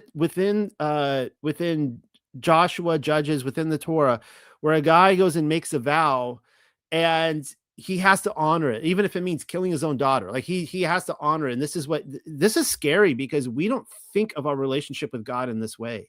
That's like, no, you make a vow, you got to keep it, as scary as that is. And so I would put this out there to all the men, that what vow did you make to your wife when you married her, right? You made a vow to honor and cherish her. And I believe you need to keep to that. And so I would never want to do anything to my wife to dishonor her at all. And it's interesting that so I see this completely different attitude with men, like, no, woman, I'm the authority and you're going to put up with it or else. And these women might feel very dishonored being in a relationship that they don't want to be in. And I've seen this happen. And when you get to Abraham and Hagar, it's actually Sarah that offers Hagar to Abraham. And the same thing with Leah and Rachel, that was a hot mess with that wedding scenario, but they both offer their ladies in waiting to Yaakov as well. So what would you say to that, Grant? Like, in today's context, would you say that that's appropriate? Yes, no? Oh, no, you're right. Vows. So the Messiah is our example, right? As men. So, well, for everybody, but especially men, because he was a man. And we all know that he did everything he was supposed to. He was faithful to the very end and still is. And we know words are very powerful. So even he says, let your yes be yes and your no be no. And so, keeping to our word, keeping to our integrity is extremely important, because that's the example we were given, and that's how Yah is. That's how our Creator is. He's never going to go against his word. He's never going to break a vow, ever. Just not going to happen, which is great, because that's the type of people we need. And so that's our example. Exactly. There was a guy who entered our online community a few years back, and he declared himself to be a polygynist when he came in. And then we were talking to him, and he said he had no wives. And we're like, how are you a polygynist and you have no wives? He's like, well, I had a wife, but I told her that I wanted to have a second wife, and so she left me. So we were kind of making fun of this guy, because we're like, you wanted 2 wives, you had 1 wife, and now you have no wives. But I would put this out there too, because this actually is, I think, a problem. Now, I'm an online community here, so it's a little bit different because people are floating around on the internet. But if I had a physical congregation, let's say I'm in South Carolina, but let's say I go to Missouri or whatever, and I plop down, I got a physical church there, and people are coming in on Sabbath. I think that I would get some elders together, and we would be very cautious of letting any polygynists come in. And here's the reason being, is that I would want to protect the women. And some of these women in these communities are feeling misrepresented or not represented and not protected. And it's even an issue of, like, because we got into the talk about adultery. Now, Pauly has a different opinion on this, but I agree that adultery is, as you said, Grant, defined. The thing is that a guy could be sitting there with his wife in Sabbath church, and you look over and there's a pretty girl there, and you're kind of flirting with her, and this girl's like, ew, you're married. And it's like, well, I have a right to, right? And it's like these kind of things where this, believe it or not, unfortunately, this is what's happening. Some of the reports I'm getting from some of these Torah congregations. And so it seems to me that, like, this maybe goes back to the idea of polygyny itself. You had mentioned that scripture never speaks disfavorably of it. But I almost feel like we need to define terms. What is the purpose of polygyny? Because I think a lot of guys are just fantasizing, oh, wow, I get like sex every night of the week with a different woman. I could get 5 wives or something like that and just go from room to room, and I've actually seen guys advertise it that way. What are your thoughts? Yeah, I mean, ultimately that's not what it's all about. Most people want to take it to that realm, to the sexual realm. But if we're doing that with polygyny, then we have to do that equally with monogamy, right? So if we're saying that, oh, you only want to marry her monogamously because you want to have sex with her, well, I mean, that's not wrong, right? But there's so much more to it. And in the same way, these women are still just as human as a monogamous woman, and that comes with everything, all of their needs, which, by the way, Yah made a commandment for those who decide to take more than one wife, and to protect those rights, to protect food, raiment, and marital rights. Those 3 things specifically. So it's not, this isn't anything that's particular to polygyny. Now, having said that, yes, I understand there are people who may only want to exploit it for those particular reasons. But then again, those are matters of the heart. And if we're living biblically, we should be doing things biblically, to include the vows and the covenants that we're creating with either one woman or multiple. I don't have the passage in front of me, but when Paul talks about the qualifications of an elder, that they have 1 wife, and this is used also against polygyny. Someone told me recently, though, and I'm like, oh my goodness, I think you're absolutely correct. is that Paul wasn't stating that he could only have one wife. It was that he needed to have a wife, which is completely different than how it's advertised that you can be an elder without a wife. It's like, no, like he needs to be a man of one wife. So what do you guys think about, like, how would it, without going out to Utah? And like I said, I've been to at least one polygynous compound in Missouri. I was invited out to it, Torah family. Do you guys see it as being even practical today? I mean, romance is out the window. I mean, it's hard enough to try to romance one woman. I can't imagine trying to romance 2 or 3 women. But yeah, I mean, how do you guys see it? Do you guys see it practically happening today? What would be the situation where it would actually work? I don't see it working in suburban communities. I don't see it work yet.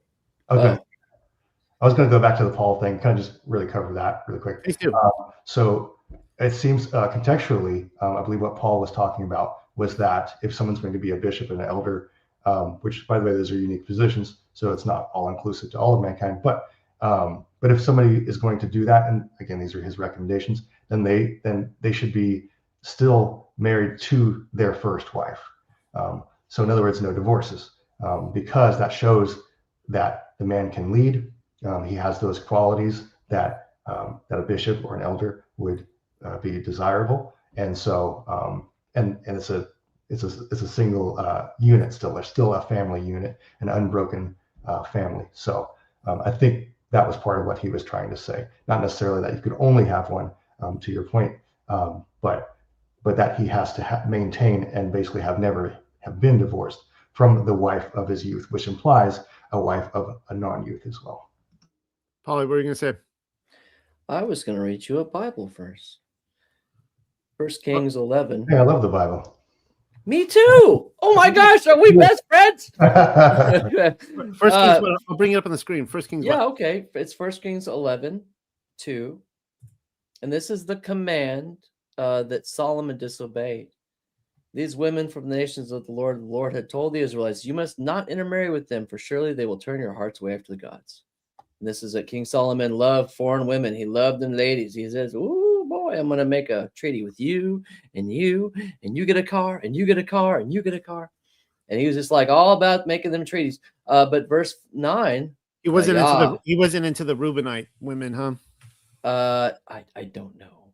He was into a lot of them: Hittites, Amorites, Edomites, Moabites, Sidonites. That in verse 9, Yahweh grew angry with Solomon because his heart turned away from Yahweh, the God of Israel, who appeared to him twice. Appeared to him twice. Can you imagine? He's appeared to you twice. What do you want? I want wisdom for your people. Fine, I'll give you money too, and women if you want, and all this other stuff. And so but you know what? But then he says to verse 11, he said, because you have done this and not kept my covenant with my statutes, which I commanded you, I will tear the kingdom away from you, give it to Rehoboam and Jeroboam. So what command was he talking about? He was talking about Deuteronomy 7. Sorry, you got to jump around, Noel. Deuteronomy 7. Oh, keeping on my toes today. Yeah, Deuteronomy 7:2. When Yahweh has delivered them to your defeat, you must devote them to haram, which is the Hebrew word complete and utter destruction. If you recall what Saul did with Agag, look at and then Nathan comes, what is this bleating of sheep? And takes the sword, shoom, chops his head off. So yeah, haram is so specific. It means completely annihilate this. Wipe it off the map. This RH negative bloodline. Get rid of it. Do not intermarry with them. Verse 3. Do not give your sons and daughters because they will turn from following me. And when all the way down, no, here we go. Verse 13 is the punch. And this is the blessing. All these do nots. And then verse is a segue in the whole chapter, verse 12. If you listen to these ordinances and keep them carefully, then Yah will keep his covenant and the loving devotion toward your fathers. He will love you and bless you and multiply you. He will bless the fruit of what? Your womb. Singular, will bless your land, your grain, new wine, new oil, the young of your herds, your flocks, the land he swore to your fathers he will give you. He'll be blessed of all peoples. Among you will not be one barren man or woman or livestock. So if you take this whole summation of the thought of You're welcome, Donna. Donna's my buddy in chat. The whole summation of the thought of Solomon. Why did Solomon do this? And really, he tried to find a loophole. I'm so wise. Let me see if I can do it this way.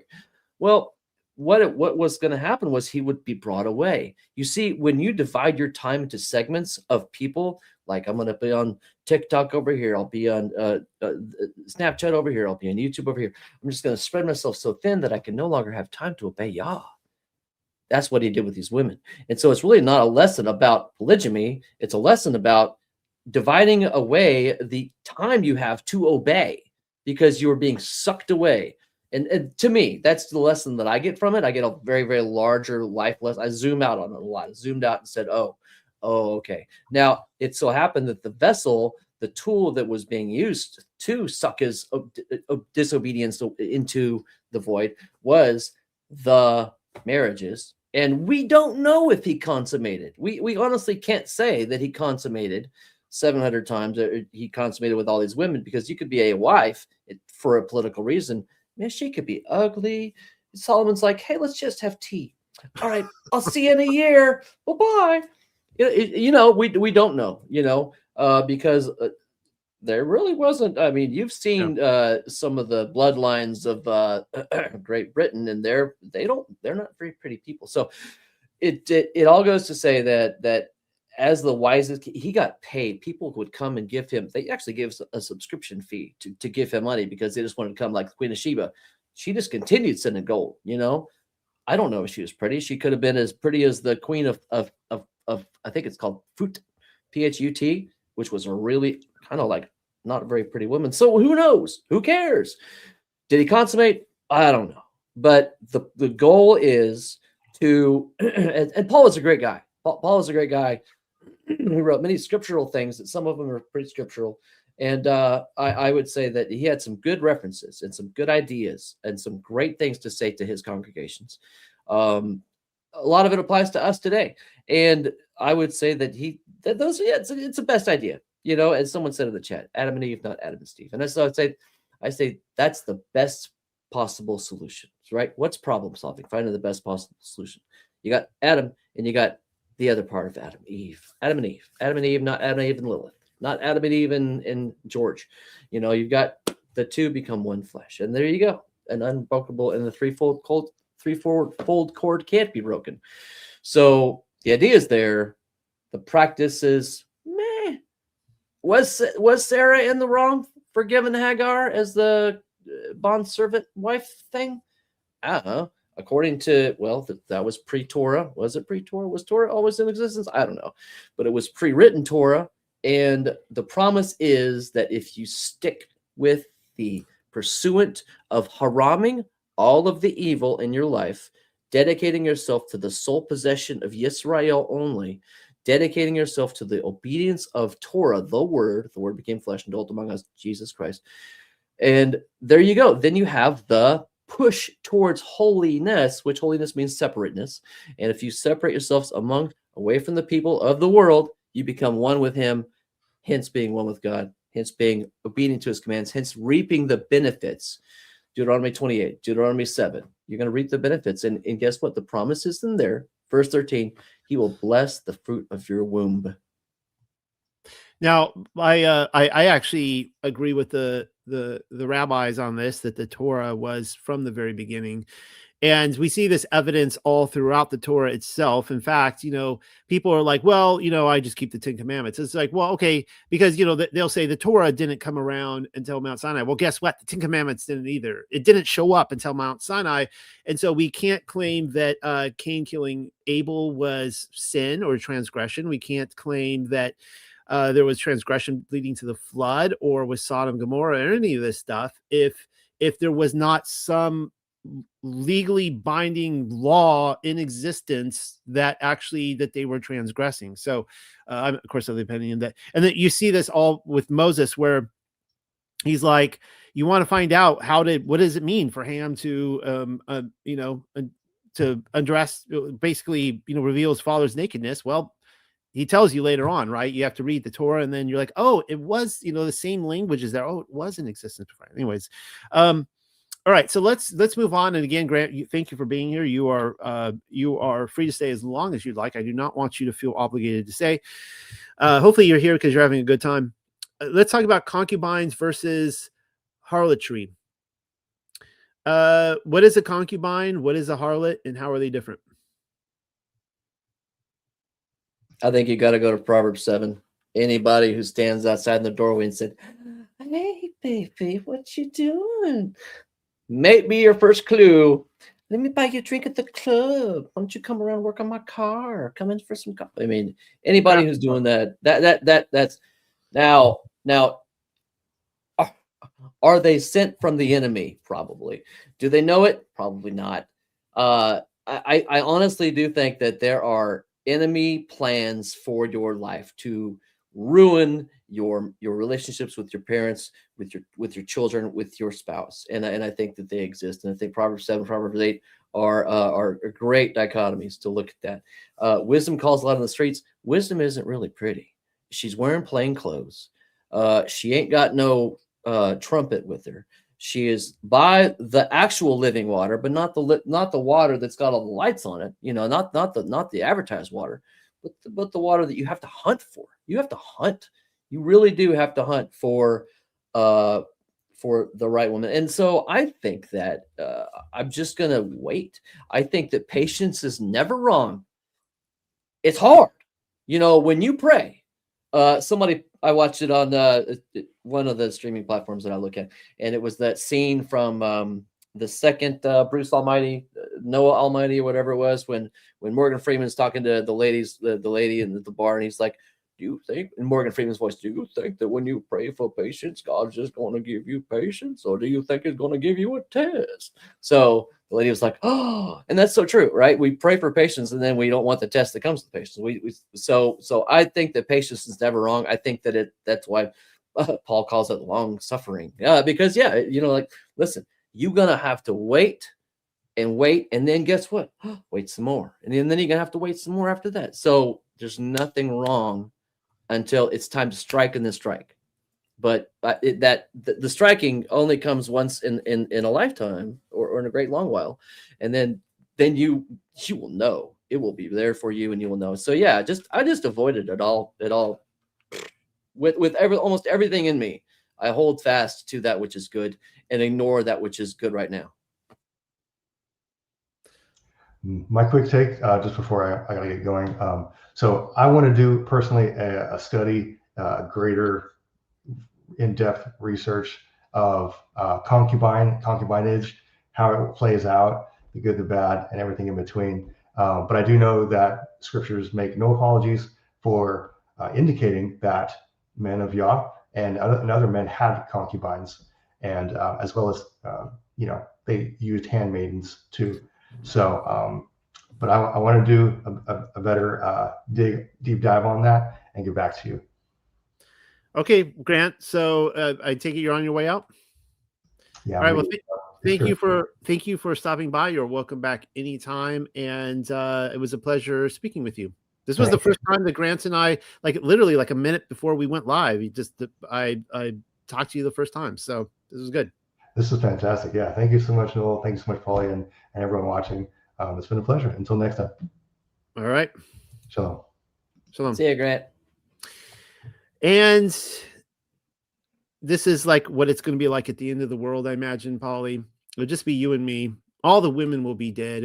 But it won't be an Adam and Steve situation. It will just be Pauly and me looking for a helpmeet and looking at each other and going, "Nah, we're not it. Maybe she's out there somewhere." This is how the world ends, not with the YouTube presentation, but with a whimper. Yeah, with a whimper. All right. Well, let's we have a little bit longer. I'd like to go another 20 minutes or something like that, and let's just keep fleshing this out. I like that guy. He's a good guy. Seems like a good guy. He's good head on his shoulder. He did. Yeah, he good head on his shoulder. Good guy. So his mama raised him right. So I do want to point out to everyone out there that I am just so everybody is certain, just so everyone is clear. Let's just clear any rumors out there. Noel Joshua Hadley is not a polygynist. All right. So by polygynist, I mean that I am married to one woman, the wife of my youth. I've never been divorced. I've known my wife since she was 15, knew each other in high school. I would never want to do anything to dishonor that or her or ruin the relationship I have with her or my children. And I'm not a polygamist because I'm just not interested. Like, I have no desire whatsoever. I mean, the thought of taking another wife sounds miserable to me. Like, no, thank you. However, I do have these conversations. And what I said earlier today was, it's not my business to go into other married couples' bedroom and say what they can and can't do. Now, obviously, there are some things in scripture, like, don't be gay, right? Things like that, don't. Why are you gay? Yeah, like, Why like are that. you gay? Yeah, there's Don't be some gay. things that, there are abominations, and there are things that you can point out scripture, like men do not come at your wife during her time of the month. That is a transgression of the law. If you do that, just stay away. If you can't help yourself, just sleep on the couch, right? Whatever, just whatever needs to be done. But nevertheless, for the men out there, for the relationships out there, if there are polygynous people watching this, I'm not judging them. That is their right to look at the scripture and decide whether it is right for them. And I guess I'll just, I want to move on to, we were talking about concubines and harlotry here, and I'd like to talk a little bit more about that. Can I ask a question real quick? May I? Yes. May I ask a question? So let's just rewind, and you just talked about something that I think is pretty interesting for those who keep the whole Torah, or as I call full gospel, and those who just keep New Testament stuff. But I think it's hard for me. It's hard for me to sleep on the couch, and when my wife is during the time when Aunt Flo comes to visit. And it's like, oh man, we do. Guess what? Our new house, Aunt Flo, Uncle Rose, sorry, Aunt Rose. But the Great Red Tide. But we actually have a house at the second bed, and I'm like, that's great, except for when like my parents come, then the second bedroom is occupied. And I'm like, oh, I have a camper temporarily, but I can sleep out there. I'm like, is that just rough for people who live in a very small house? Like, how do they do that? And if the man is like needing something, does he just like get the lotion out and just on the couch? Is that wrong? Yeah. I don't think that's wrong. If you're thinking about your wife and pleasuring and just having that chemical release. Sorry, I got a plane going overhead. I'll go mute. I was about to answer your question. I was like, and then you went into the lotion. I'm like, whoa. Like, sorry, totally man. Different than what I was even going to talk about there. Yeah. So, I mean, the thing is that, with my wife and I, we keep to that command, to during her time each month, that I don't, come at her like that. The thing is, though, is that it's also talks about how she is, because of the uncleanness of what she's going through. I mean, her clothes, the furniture, like it's unclean, right? And I think that most people in the Torah community recognize that, yeah, I mean, you're going to be unclean. Like, you can't tell, your wife isn't going to go like, I'm not going to go around my children, or like, she's not moving away for, 10 days or whatever. It's just a time that, it's unclean. And that if you were in Jerusalem or around the tabernacle or anywhere like that, I would not dare go into the tabernacle if I were unclean at that time. I would just, I guess, stay home or whatever. So that's my thought on that. And when it comes to the big M word, getting the lotion out, as you said, Pauly, that's one of those things it's what I want to, there are some things I tell people here at this channel all the time, that there are some things in scripture where I feel like I can't tell them what they can and can't do.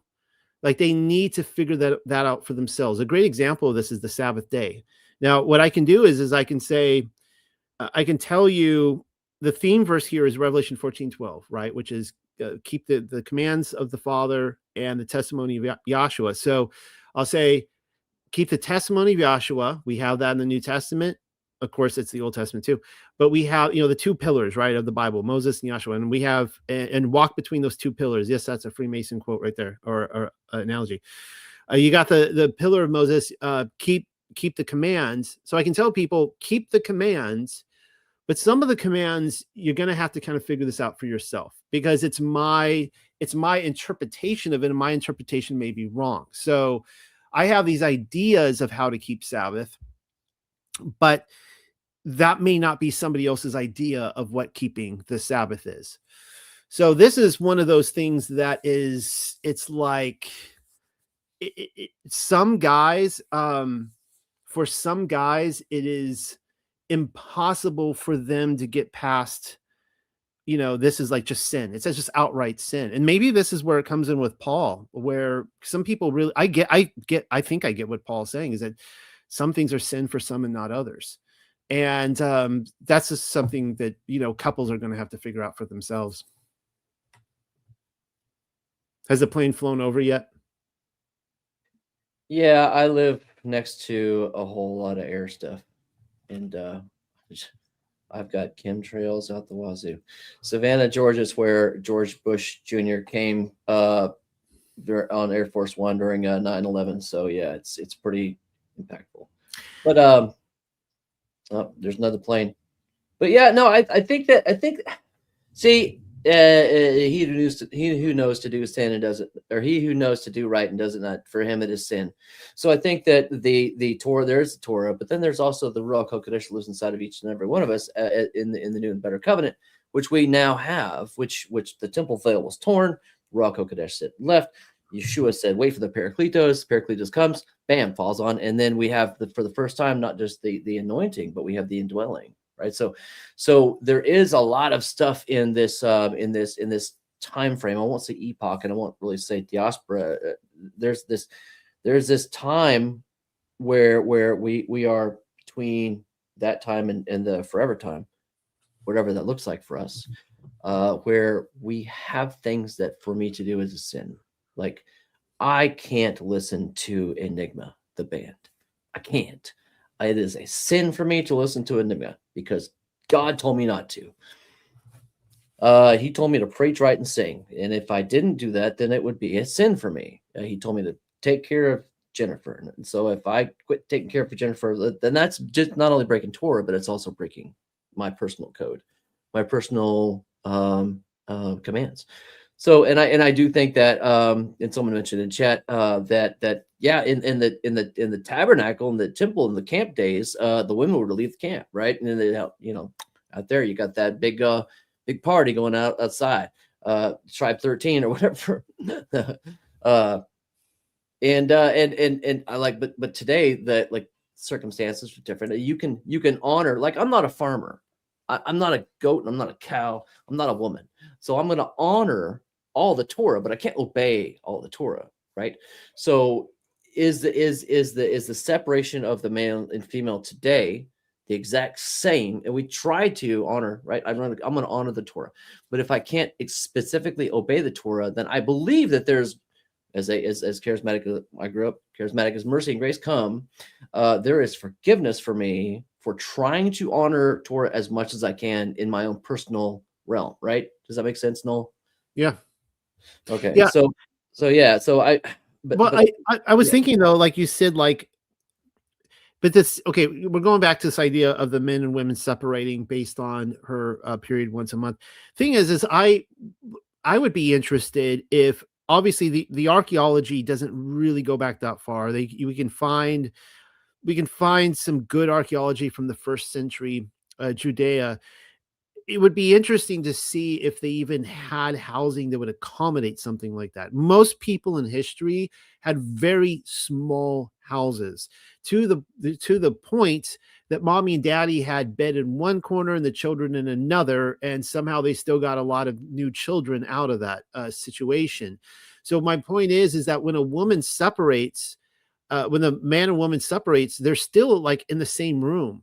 It's there's only so far you can take that. There was probably very few people in history like David, obviously. I mean, he would have his wives and his concubines in their own wing of the palace, and he wouldn't even see Solomon. Like you said, he maybe saw a wife once ever, and he might never see her again, right? He just puts her up in some cush.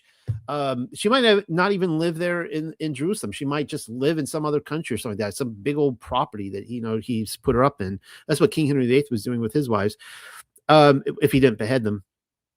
And so, yeah, I think it's just more of a, if you are unclean, then you're not going to the temple or the tabernacle on your next Sabbath. That's my position on this. This is one of the reasons I don't know how I feel about Jubilees still to this day. It, in the Torah community, it's like Pepsi, Coke, Nintendo, PlayStation. It's like Jasher, Jubilees. You take one or the other. The people who love Jubilees don't like Jasher, and the people who like Jasher don't like Jubilees. You see some people who like both. I'm not really sure how I feel yet about Jubilees, because there is some stuff in there where I'm like, yeah, I can see the case that the Pharisees, maybe they wrote that. Can there be a different group of people about Jasher and Jubilees and all that? Because I'm just in the third camp. I'm just waiting for the movies. I mean, not, but honestly, that as a writer, I'd say it's great fiction. It's good stuff. Just like Paul, he wrote a lot of good scriptural stuff, right? It is scripture, but it's scriptural, just like Jasher and Jubilees. It's pretty interesting. Yeah, I'm not gonna say, oh, that's the scriptures. There is a whole movie to be made just in the story of Yaakov's sons going and killing everybody after the rape of Dinah. Like, you could start the movie, like opening scene, rape of Dinah, and then the whole next 3 hours is just the battle after battle after battle. It would be insane. But what was my point on this? Oh yeah, in Jubilees, this idea that you are not to have intercourse with your wife on the Sabbath, which this is appropriate for this conversation, of course. And there are people who will live by that. There are other people in the Torah community who are completely against the Book of Jubilees, saying that is a infringement on, their rights within the Torah. And I remember, for example, there was a truck driver I used to know, and he was a Torah guy, and he's like, I'm on the road 6 days a week driving my trucks. I make sure to be home every single Sabbath, to be with my wife, to not work. And you're telling me I can never have sex with my wife ever because she's at home with the children. I got to work. Now I'm coming home. I'm home for 24, 36 hours, and it's all the Sabbath, right? That poor man. Yeah. Well, and he keeps having children. So I know he's not living according to Jubilees, but he's very much against it. And the thing is, though, is my point is there is a difference between being unclean in sin, right? So just because you're unclean doesn't mean you're sinning. How you act as unclean can be sin, but it is an action of being unclean to have intercourse. So in that instance, I would at least agree with that instance on Jubilees, that if I were to go to a tabernacle on a Sabbath day, I would make sure that it would really have to be from the evening before, that there was no intercourse, because you're unclean until the next evening. So it would be the whole Sabbath. So you want to talk more about temple prostitutes? I think you had brought that up. Do you want to talk about temple prostitutes or lust, what it is and what it isn't? Yeah, our buddy Josh talked about that. He could not be here today. He's working. Oh, that's right. He did. Yeah. Yeah. Well, when he watches this, shout out to you, buddy, because that is really interesting. And so I think I touched on it earlier when we talk about covetousness. Now, the Catholic 10 Commandments take away the second commandment. They get rid of that, and they say, well, thou shalt not covet this, and this. They say the people thou shalt not covet, and then the things thou shalt not covet, which is commandment 9 and 10. But anyone who really just knows and has read the Bible has says, no, that's just covetousness. All coveting is in this category as a sin. So I believe that lust is a form of covetousness that is specifically about what is the three: gold, girls, glory, lust of the eyes, lust of the flesh, pride of life. I think that it is about physical need. And so you can lust after anything that is a physical need or a base, what scientists sometimes call the reptilian brain, the physiology, soul physiology of the human. Like, I lust after lasagna because I'm famished. I'm literally starving. I'm going to lust after lasagna. Or not even if you're literally starving, you can just like lasagna a lot and like start lusting after lasagna. But I can start lusting after that curved 18-year-old Ethiopian lady, or that 25-year-old Norwegian bodybuilder, or whatever it is. And you can say, I'm going to pursue that in my heart. And I think Pam said it in the chat there, that it is a deep, burning desire. And so when I affix myself to a burning desire, my hopes, dreams, aspirations, my wherewithal, my essence, I want that to pull me in. I want to be pulled by that.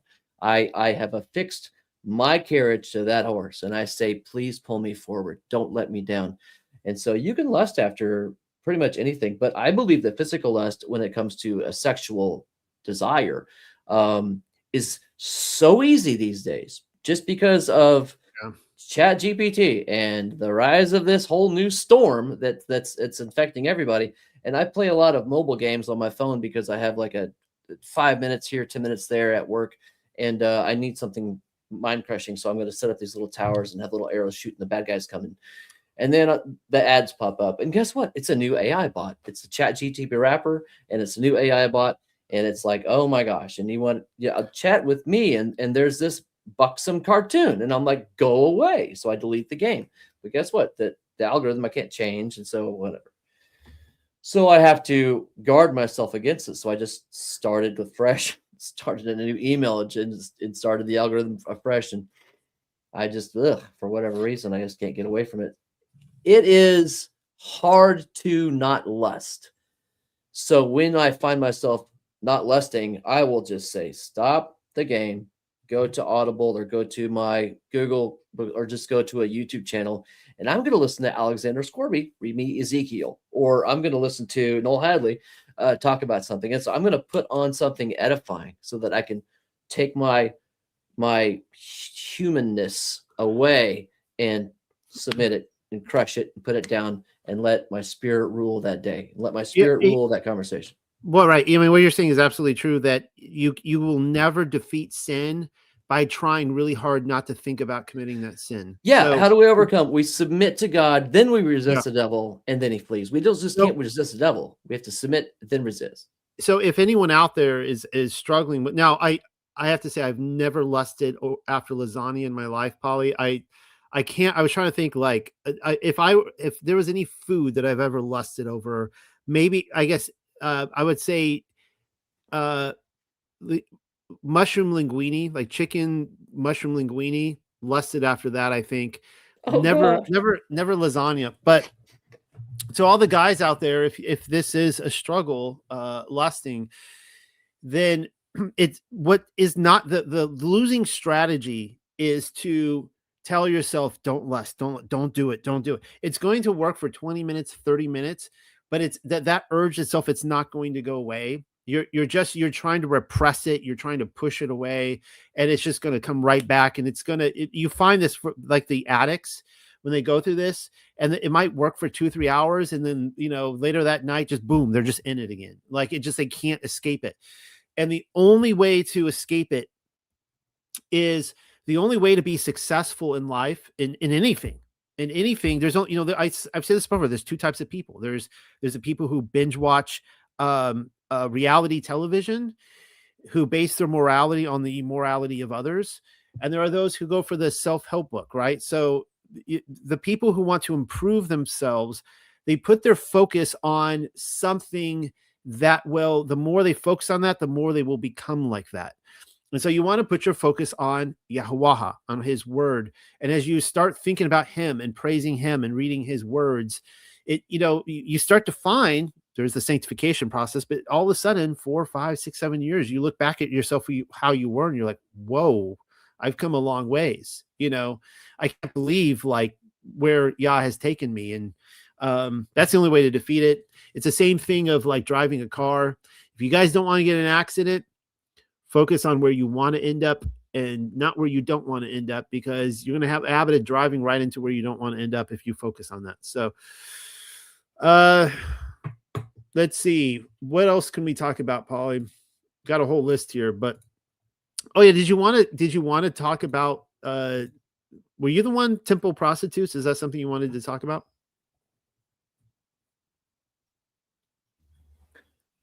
I had a dream 40 years ago that I was going to sit down and watch Taliesin by Stephen R. Lawhead. And last night that dream came true. And I watched episode 1 of the Pendragon Cycle, and it was okay. But in the book series, half of the first book is about Atlantis and King Avalach and Caris. And the entire strategy of Atlantis, there's 7 kingdoms, and they had temples everywhere. And the kingdom that Avalok and Caris were in worshiped Bel, and Bel was a temple. And so it really pushed me into trying to discover what the real old world was.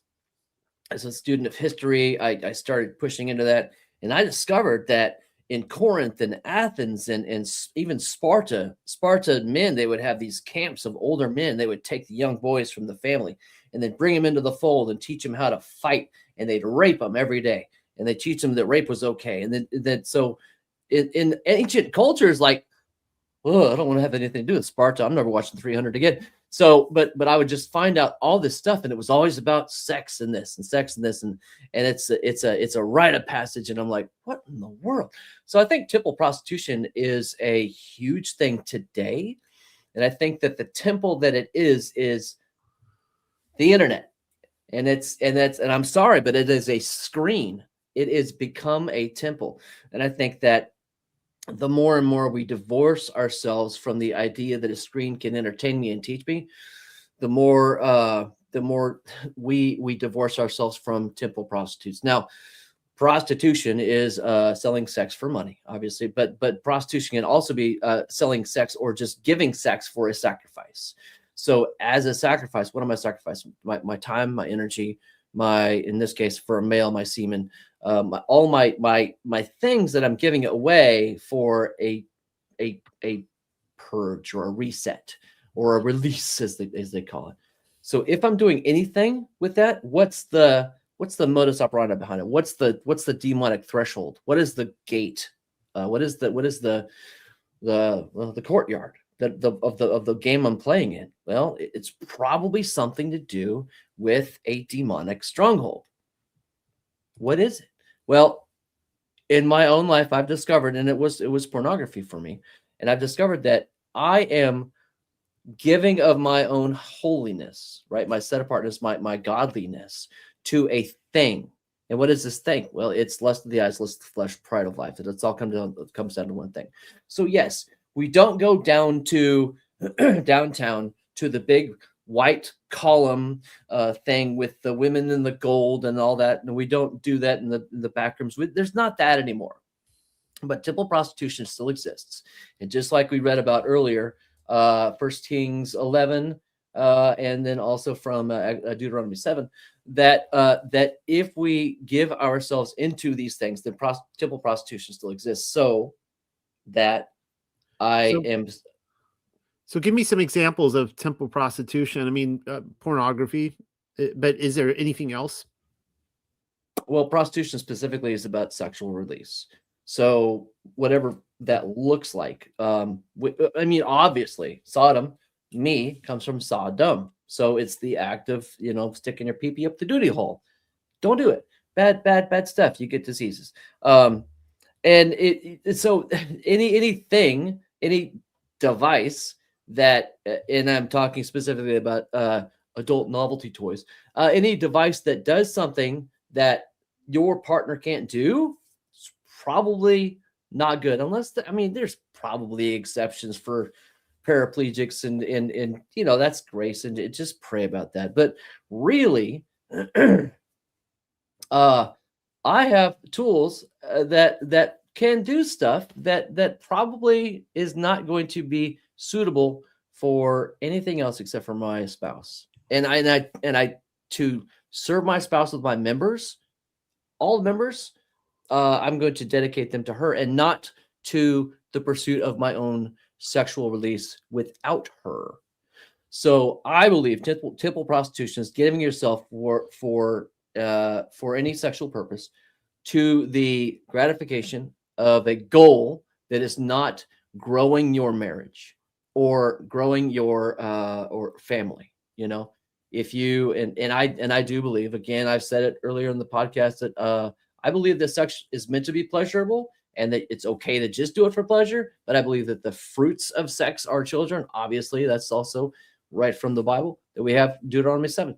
So if I'm doing anything else for a deeper purpose, if it is a pursuit of a religious purpose, and I don't mean religious, but what is religion? It's just an act or a habit that becomes more significant than its original intent. Like, this is just the way I was built. That's your religion, and then stop it. So don't do that. I think that for me, when I think about the purpose of sex, I wish I would have said this earlier, actually. If I could use one word, I would say intimacy. And when it comes to the pursuits of men seeking, I hope that, because I started out this video today, like just going hard against like feminism and stuff like that. And women are just getting insulted and stuff. Like, how dare you, I'm a feminist or whatever. But, if you stick around to the last hour, we talk more about men. But for the thing is that when it comes to pornography, men are seeking, I think it boils down more than just a biological need. I think that is an intimate need, an intimacy that they are not feeling with our Creator, and also an intimacy that is intended for our spouse. And so for somebody who has been married for, again, some people have above me, some people are 30, 40 years, 50 years, whatever. I'm a 25, almost a 25 or a quarter of a century. I would say that it is, it really is an intense expression of intimacy that even with, something like masturbation, I'm not going to feel like that. That's just a getting out of that would be a getting out of a pleasure that, I could think about my wife at the time, but it's still not that expression of intimacy of being with her. And I will say this, it probably happened around the 20-year mark, 20, 21, 22-year mark.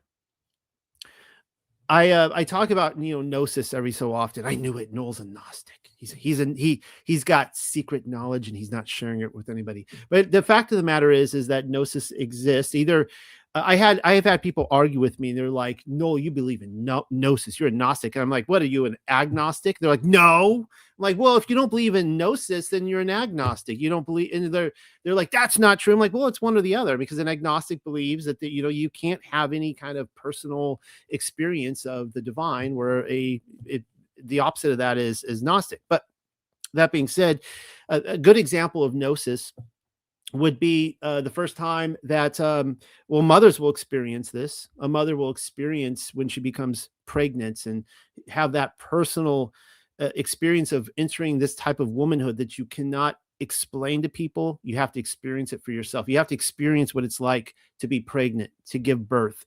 And it was the same way the first time I became a father, and I pulled my first son out. Of course, I pulled my second son out, but I remember holding my son in my hands, and just going like, "Oh my God, like I'm a father." And they say that, a father doesn't become a father until the child is born, whereas a mother becomes a mother when she's pregnant. But that's something you can't express to somebody, right? something happened around the 20th mark of my marriage where I I realized it was this new, deeper gnosis that had to be through my own personal experience. It took me 2 decades to figure this out. That I went through 20 years of, my wife being annoyed at me and I being annoyed at her. There's things that, I do that drives her off the wall. She knows how to push my buttons. I know how to push her buttons. Um, it, and and there were some things that, like, man, I love my wife, but there's some things that just really just like nails on the chalkboard. And then I got to the point where I realized that if I were to remove all the things from her life that I don't like, and I say, like, I just want the version of her that the things that I like, and I remove all these other things, I suddenly realized that all those other things would strip away too, because they're all embedded within each other. They're all like who she is. You can't have one without the other. And it's actually the things that I don't like is actually what makes the things I do like tick. And I crossed this new threshold of recognizing, like, oh my God, like, the things that I don't like about her, I actually love about her, and that I wouldn't want to remove any of those things. And getting to that point, of course, makes the sexual act far more intimate. You go into a deeper intimacy than even when we were first married. We were young kids. She was 19, I was 21. We didn't know what we were doing. I mean, we were lucky. There were so many red flags. There were red flags with me. There were red flags with her. I mean, there were so many red flags. I mean, the kind of red flags we had, I would tell people today, like, those are red flags, look out for. And it's somehow it worked out for us amazingly. But anyways, we're kind of coming up on the end here. I think we've crossed over. Yeah, we have crossed over the 2-hour mark. And one of the things I want to keep drilling away with at this channel is just hammering away, chiseling away at feminism. I think that this is one of the biggest. I think Satan has perfected a rebellion against the family, against men, to a point that men and women don't even know what it is to be in the image of the Creator anymore. I do want to end on this, and I say this a lot, that I believe that men and women are biological. There has to be an above and below scenario. If we talk about we have a father and a mother in heaven, then there needs to be some sort of same transfer with us in heaven. And I am of the opinion that marriage is eternal, that this is not something that is just like we just do on this earth for pleasure, for fun, for reproduction. That is actually, I think, this is part of the attraction to come to this earth to begin with, pre-existence, to find a spouse. And of course, Satan does his part to lie to us. And whenever you have this discussion, there's a lot of people out there that are lonely. Maybe they have left their spouse, their spouse has left them, their spouse is not on board. And they're like, well, that's great, Noel, because I really screwed this one up. I guess I'm going to eternity without a spouse. And I actually don't believe that's the case. And this actually goes back into polygyny. And I do believe I am not a polygynist, and I want to set the record straight, because there are these, like, I get calls on the phone. People call me up and they're like, Noel, we've been hearing you're a polygynist. I'm like, I don't know where you're getting that from, but I don't have any wives in the closet or in the floorboards. Hey, Noel. Yeah. May I just address it as well, as a person who's met you in person and been to your house? Yeah, sure. So if you believe in the biblical way of setting 2 or 3 witnesses and whatever, I had Noel over to my house 3 weeks ago, 4 weeks, something like that. And that extra woman I brought with me was not my wife. No, you brought 2 women. You brought your wife and your daughter. You have 3 children. You have twin boys, and then you have a daughter. And they were in one truck, and that truck seated 5. They left in the truck seated 5. They had 1 stroller for the daughter, and they came, and I have been to their house. They do not have an extra bedroom. The land that they live on is not big enough for an extra bedroom. There's no one coming or going. Noel Joshua Hadley is Never gonna happen. married to one wife, and he is a true researcher and just a great guy. And I love him, and he's my friend. But I just wanted to set the record straight, and here it is: 2 hours and 9 minutes and 33 seconds. There's the Pauly Hart word of blessing. On the day my daughter was born, and I held her in my arms, I looked to my wife and I said, "This girl is going to make you extremely jealous." I had an intense, burning love for this little girl that I never thought I would experience in my life. And I still tell her to this day, like, I'm in love with two women. And so my daughter, like almost every night during the middle of the night, she comes and climbs into our bed. She gets between my wife and I tease my wife. I'm like, yep, I'm in bed with two women. And you don't put my arm around both of them. But yeah, so what I was going to say is that I do believe that the marriage is eternal, and that our purpose on this earth part of our purpose on this earth is to find a spouse that we can take into eternity with us. I don't think that is going to be severed. In fact, it says in Genesis, let no man part what has come together. So I don't think he's going to part what's come together. Now, we could talk about in the androgynous sense, I guess, of women somehow coming into men and whatever. I mean, that's all a whole different conversation, which I don't know how I feel about that, because watch out when the LGBTQ trans movement finds religion. Like, watch out. Oh my goodness. When they start saying that they're like, some of them already are they, right? And they're asexual or whatever. And they're just a blend of men and women. Oh, I'm just my heavenly self. I'm just already just above, as above, so below, on earth as is in heaven. I'm just, and yet we won't be able to call it an abomination anymore, if that's the case, if that's what we believe. They'll be coming into our communities everywhere. But anyways, I just want to point out to everyone that my personal belief is that men are going to be men for eternity, some shape or form. I'll always be Noel in a masculine sense. I believe my wife will always be a woman. I hope that all women don't become men. That will be very sad. Some people do advocate that. And that I do think that there is a blending together of like that women are going to be attracted in a way eternally to some men. And this goes out of canon, of course, but in the Book of the Illuminators, Gospel Collidi, it does address this and says that, women can choose to, be united with a man in this life that they carry into eternity with. So all that to say, did you have anything else you wanted to close on, Pauly? Sex is like wine, but done before our time, it's like eating the rind of a lemon. Man, and when you see the trees, but not the forest. So kick in your chorus, please. I hear her laughing. She's laughing, isn't she? That's a bird laughing at you. That's a bird laughing. Thank you, birds. That's no. My wife is gone, and my children. I thought it was your wife laughing if she overheard me.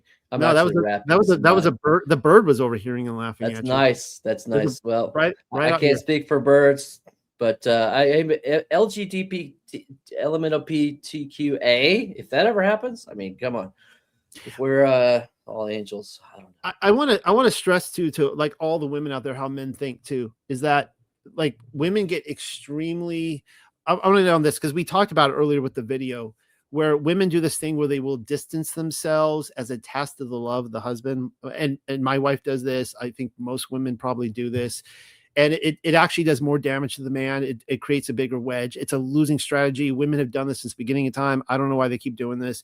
And women need to recognize that like the man chose you, right? Like I wasn't gay before I got married, and I didn't become like I was attracted to women.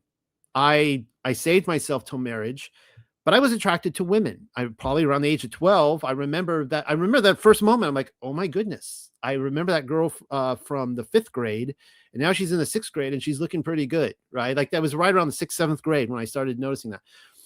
And so there are attractions I had to the female race that I put onto my wife, and I go, my wife has these qualities that I see in females as a whole that I choose her.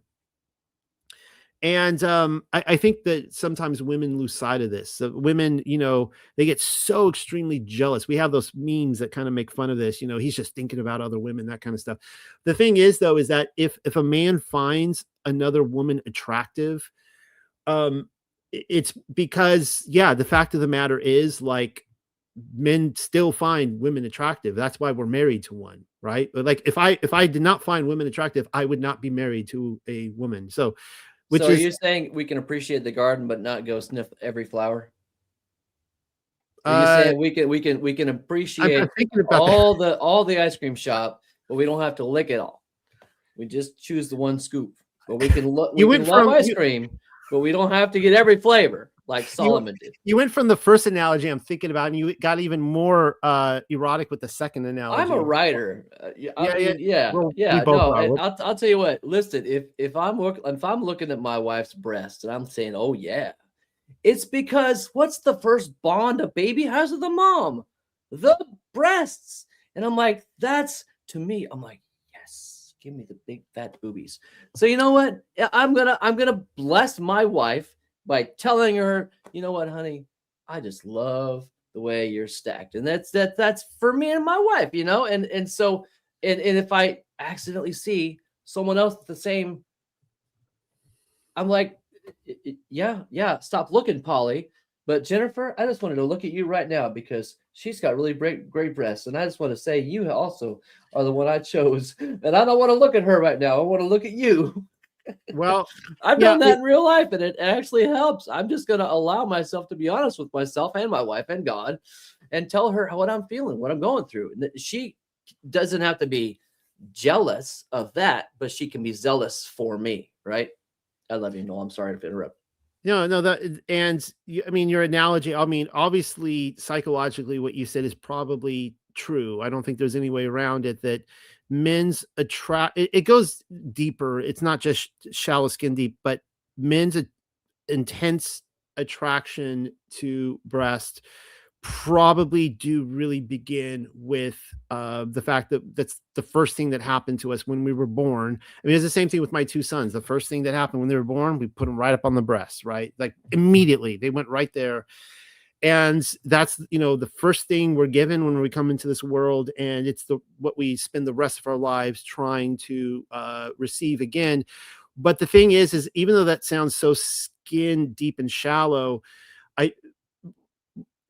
hopefully women understand that when a man is in his woman's breast, he feels safe. There's like he feels secure and safety there, that she offers him in that moment. So, all right. I think on that note, I will end this. I enjoyed this conversation, and obviously Grant did too. He stuck around about 40 minutes longer than I was expecting. He told me 1 hour, and he stuck around longer. And of course, we've been here talking 2 hours and 20 minutes at this point. So thank you, Pauly, for coming on.